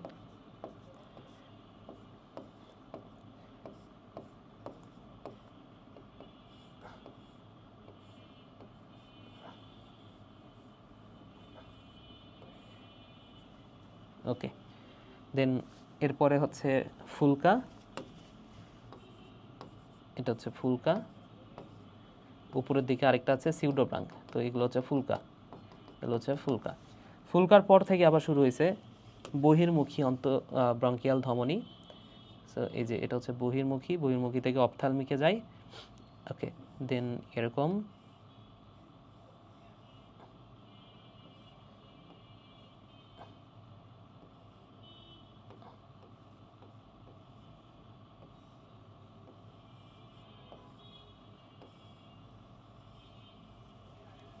আচ্ছা। সো দেখো, রুই মাছের হৃৎপিণ্ড রক্ত সংবহন তন্ত্র হচ্ছে এই নালীগুলোর মাধ্যমে পরিবাহিত হয়। এটা তো আমরা জানলাম যে ডাক্টাস কুভিয়েরি, এটা হচ্ছে ডাক্টাস কুভিয়েরি, এটা হচ্ছে সাইনাস ভেনোসাস, এটা হচ্ছে অ্যাট্রিয়াম, এটা হচ্ছে ভেন্ট্রিকল, এটা হচ্ছে বালবাস আর্টেরিওসাস। তারপরে এটা হচ্ছে অন্তর্মুখী বঙ্কিয়াল ধমনী, এটা হচ্ছে অন্তর্মুখী বঙ্কিয়াল ধমনী, এটা হচ্ছে ফুলকা ব্রাঙ্ক, এগুলো হচ্ছে ব্রাঙ্ক। ব্রাঙ্ক মানে কি? ফুলকা। কিন্তু এইটা কিন্তু ব্রাঙ্ক না, এটা হচ্ছে ব্রাঙ্কের মতো, সিউডো ব্রাঙ্ক এটাকে বলা হয়। এটা হচ্ছে ফুলকা নয়, ফুলকার মতো দেখতে, ঠিক আছে, কিন্তু ফুলকা নয়। দেখো তো এগুলো ফুলকার মতো দেখতে না, এটাও। তো এটাকে বলা হচ্ছে সিউডো ব্রাঙ্ক, সিউডো ব্রাঙ্ক। আশা করি বুঝেছ। দেন এটা যদি অন্তর্মুখী হয়, এটাকে আমরা কি বলবো? বহির্মুখী, বহির্মুখী। আচ্ছা, এখন বহির্মুখী ব্রাঙ্কিয়াল ধমনীর তুমি যদি একটু ভালো করে খেয়াল করো, বহির্মুখী ব্রাঙ্কিয়াল ধমনী, এটা হচ্ছে 1 নাম্বার, এটা হচ্ছে 1 নাম্বার, এটা হচ্ছে 2 নাম্বার, এটা হচ্ছে 3 নাম্বার, এটা হচ্ছে 4 নাম্বার।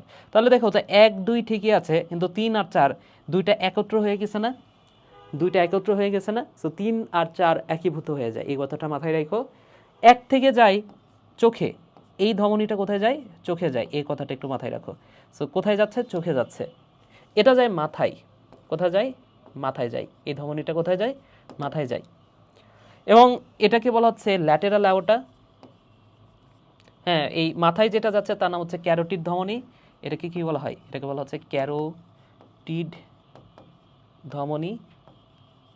এবং পাশের দিকে যেটা, সেটার নাম হচ্ছে ল্যাটেরাল অ্যাওর্টা। এই পাশের দিকে যে বলয়টা, সেটার নাম হচ্ছে ল্যাটেরাল অ্যাওর্টা, ল্যাটেরাল অ্যাওর্টা। ঠিক আছে? তো একটা কথা মনে রাখো, অ্যাওর্টা মানে হচ্ছে মহাধমনী।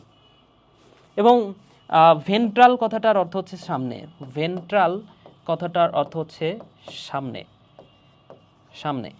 ল্যাটেরাল মানে পাশে, ল্যাটেরাল মানে হচ্ছে পাশে। এবং ডরসাল, ডরসাল বলো তো, যারা ভয় ডর পায় সেটা তারা তো একটু পেছনেই থাকে, তাই না? সো পেছনে, ডরসাল কোথায় থাকে? পেছনে থাকে। আচ্ছা, এখন দেখো তো এইখানে যে ধমনীটা, বালবাস আর্টেরিওসাসের পরে যে ধমনীটা, এটা দেখো তো উপরের দিকে যাচ্ছে, সামনের দিকে যাচ্ছে। তার মানে কি? এটা হচ্ছে ভেন্ট্রাল অ্যাওর্টা। এটা কি বলো তো?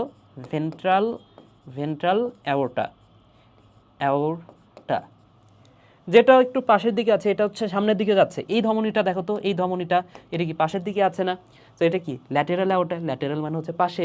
এবং যে ধমনীটা নিচের দিকে যাচ্ছে, নিচের দিকে যাচ্ছে, পেছনে যাচ্ছে, সেটা কি? যারা হচ্ছে ভয় ডর পায় তারা পেছনে থাকে, অর্থাৎ ডরসাল, ডরসাল অ্যাওর্টা। আশা করি বুঝতেছো ভালো করে। ঠিক আছে, তো আমি যদি একটু রক্তটা কিভাবে যাচ্ছে, কোন দিকে যাচ্ছে, এটা একটু দেখাই। এটা হচ্ছে ডাক্টাস কুভিয়েরি, এটা তোমরা জানো, এটা হচ্ছে ডাক্টাস কুভিয়েরি। তো দেখো রক্তটা ফার্স্টে হচ্ছে কোথায় যাচ্ছে দেখো। আচ্ছা, কোথা থেকে শুরু হয়েছে, এটা কি একটু ভুল আছে কিনা? থামো, আমি একটু বোঝার চেষ্টা করি। দেখো, আচ্ছা, এদিকে আছে ডাক্টাস কুভিয়েরি, তাই তো? এখান থেকে শুরু হয়েছে, ধরে নাও এটা হচ্ছে ডাক্টাস কুভিয়েরি, কুভিয়েরি। তাহলে রক্তটা এইখানে আছে, এখন ডাক্টাস কুভিয়েরি দিয়ে ভেতরে যাচ্ছে। তাহলে কোথায় যাচ্ছে বলো তো? সাইনাস ভেনোসাসে যাচ্ছে। তাহলে ডাক্টাস কুভিয়েরি থেকে যাচ্ছে সাইনাস ভেনোসাস। সাইনাস ভেনোসাসের পরে কি আছে দেখো? অ্যাট্রিয়াম আছে। তাহলে রক্তটা যাচ্ছে অ্যাট্রিয়াম। অ্যাট্রিয়ামের পরে কি? ভেন্ট্রিকল। রক্তটা যাচ্ছে ভেন্ট্রিকলে। ভেন্ট্রিকলের পরে কি আছে? বালবাস আর্টেরিওসাস। ঠিক আছে, দেন যাচ্ছে এই যে ভেন্ট্রাল অ্যাওর্টা। এই ধমনীটার নাম কি? ধমনীটার নাম হচ্ছে ভেন্ট্রাল অ্যাওর্টা। সো এই ভেন্ট্রাল অ্যাওর্টায় রক্ত আসলো।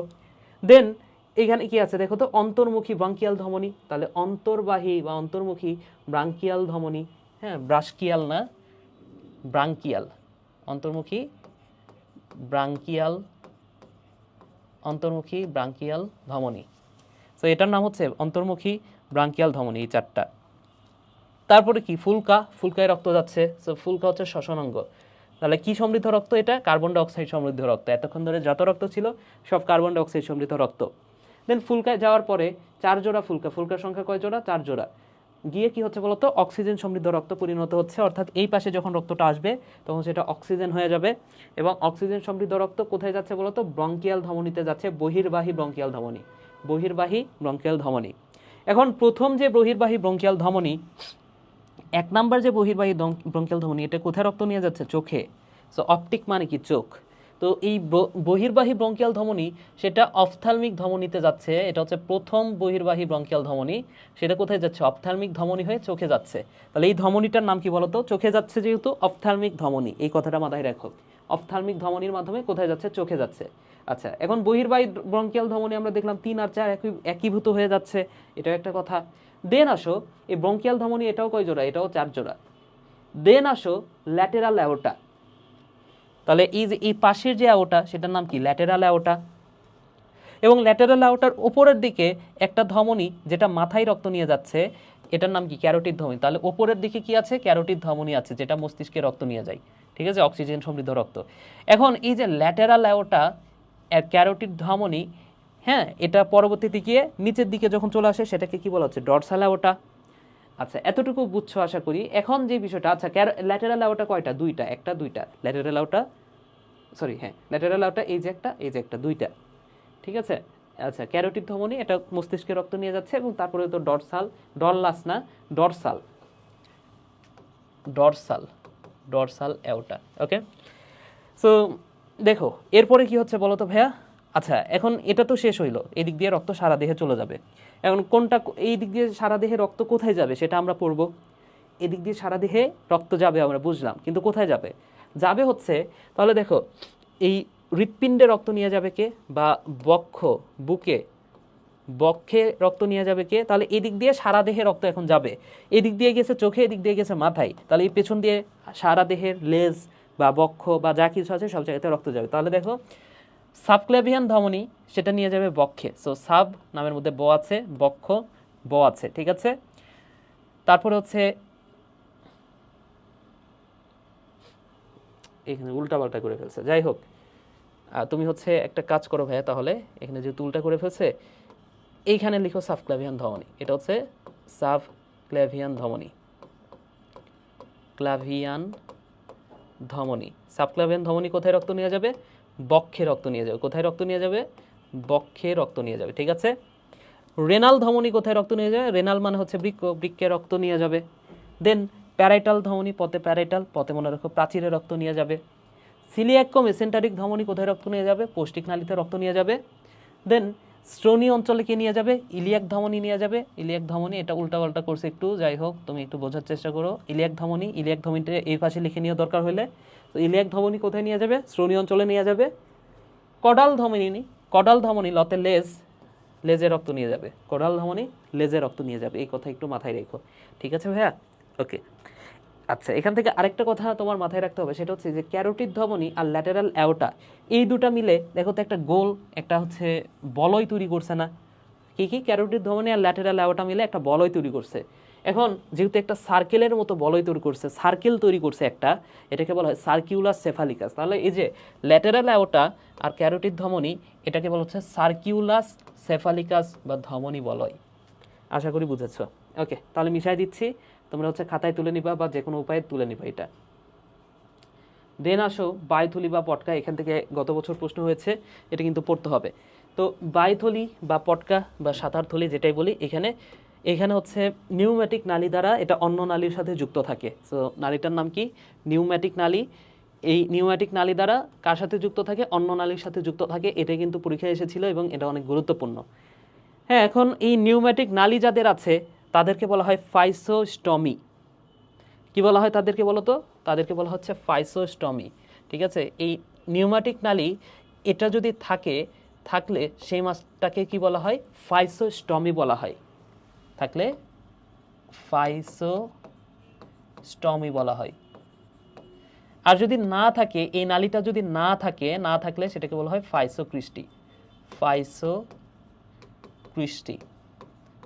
এটা একটু আলাদাভাবে মনে রাখো।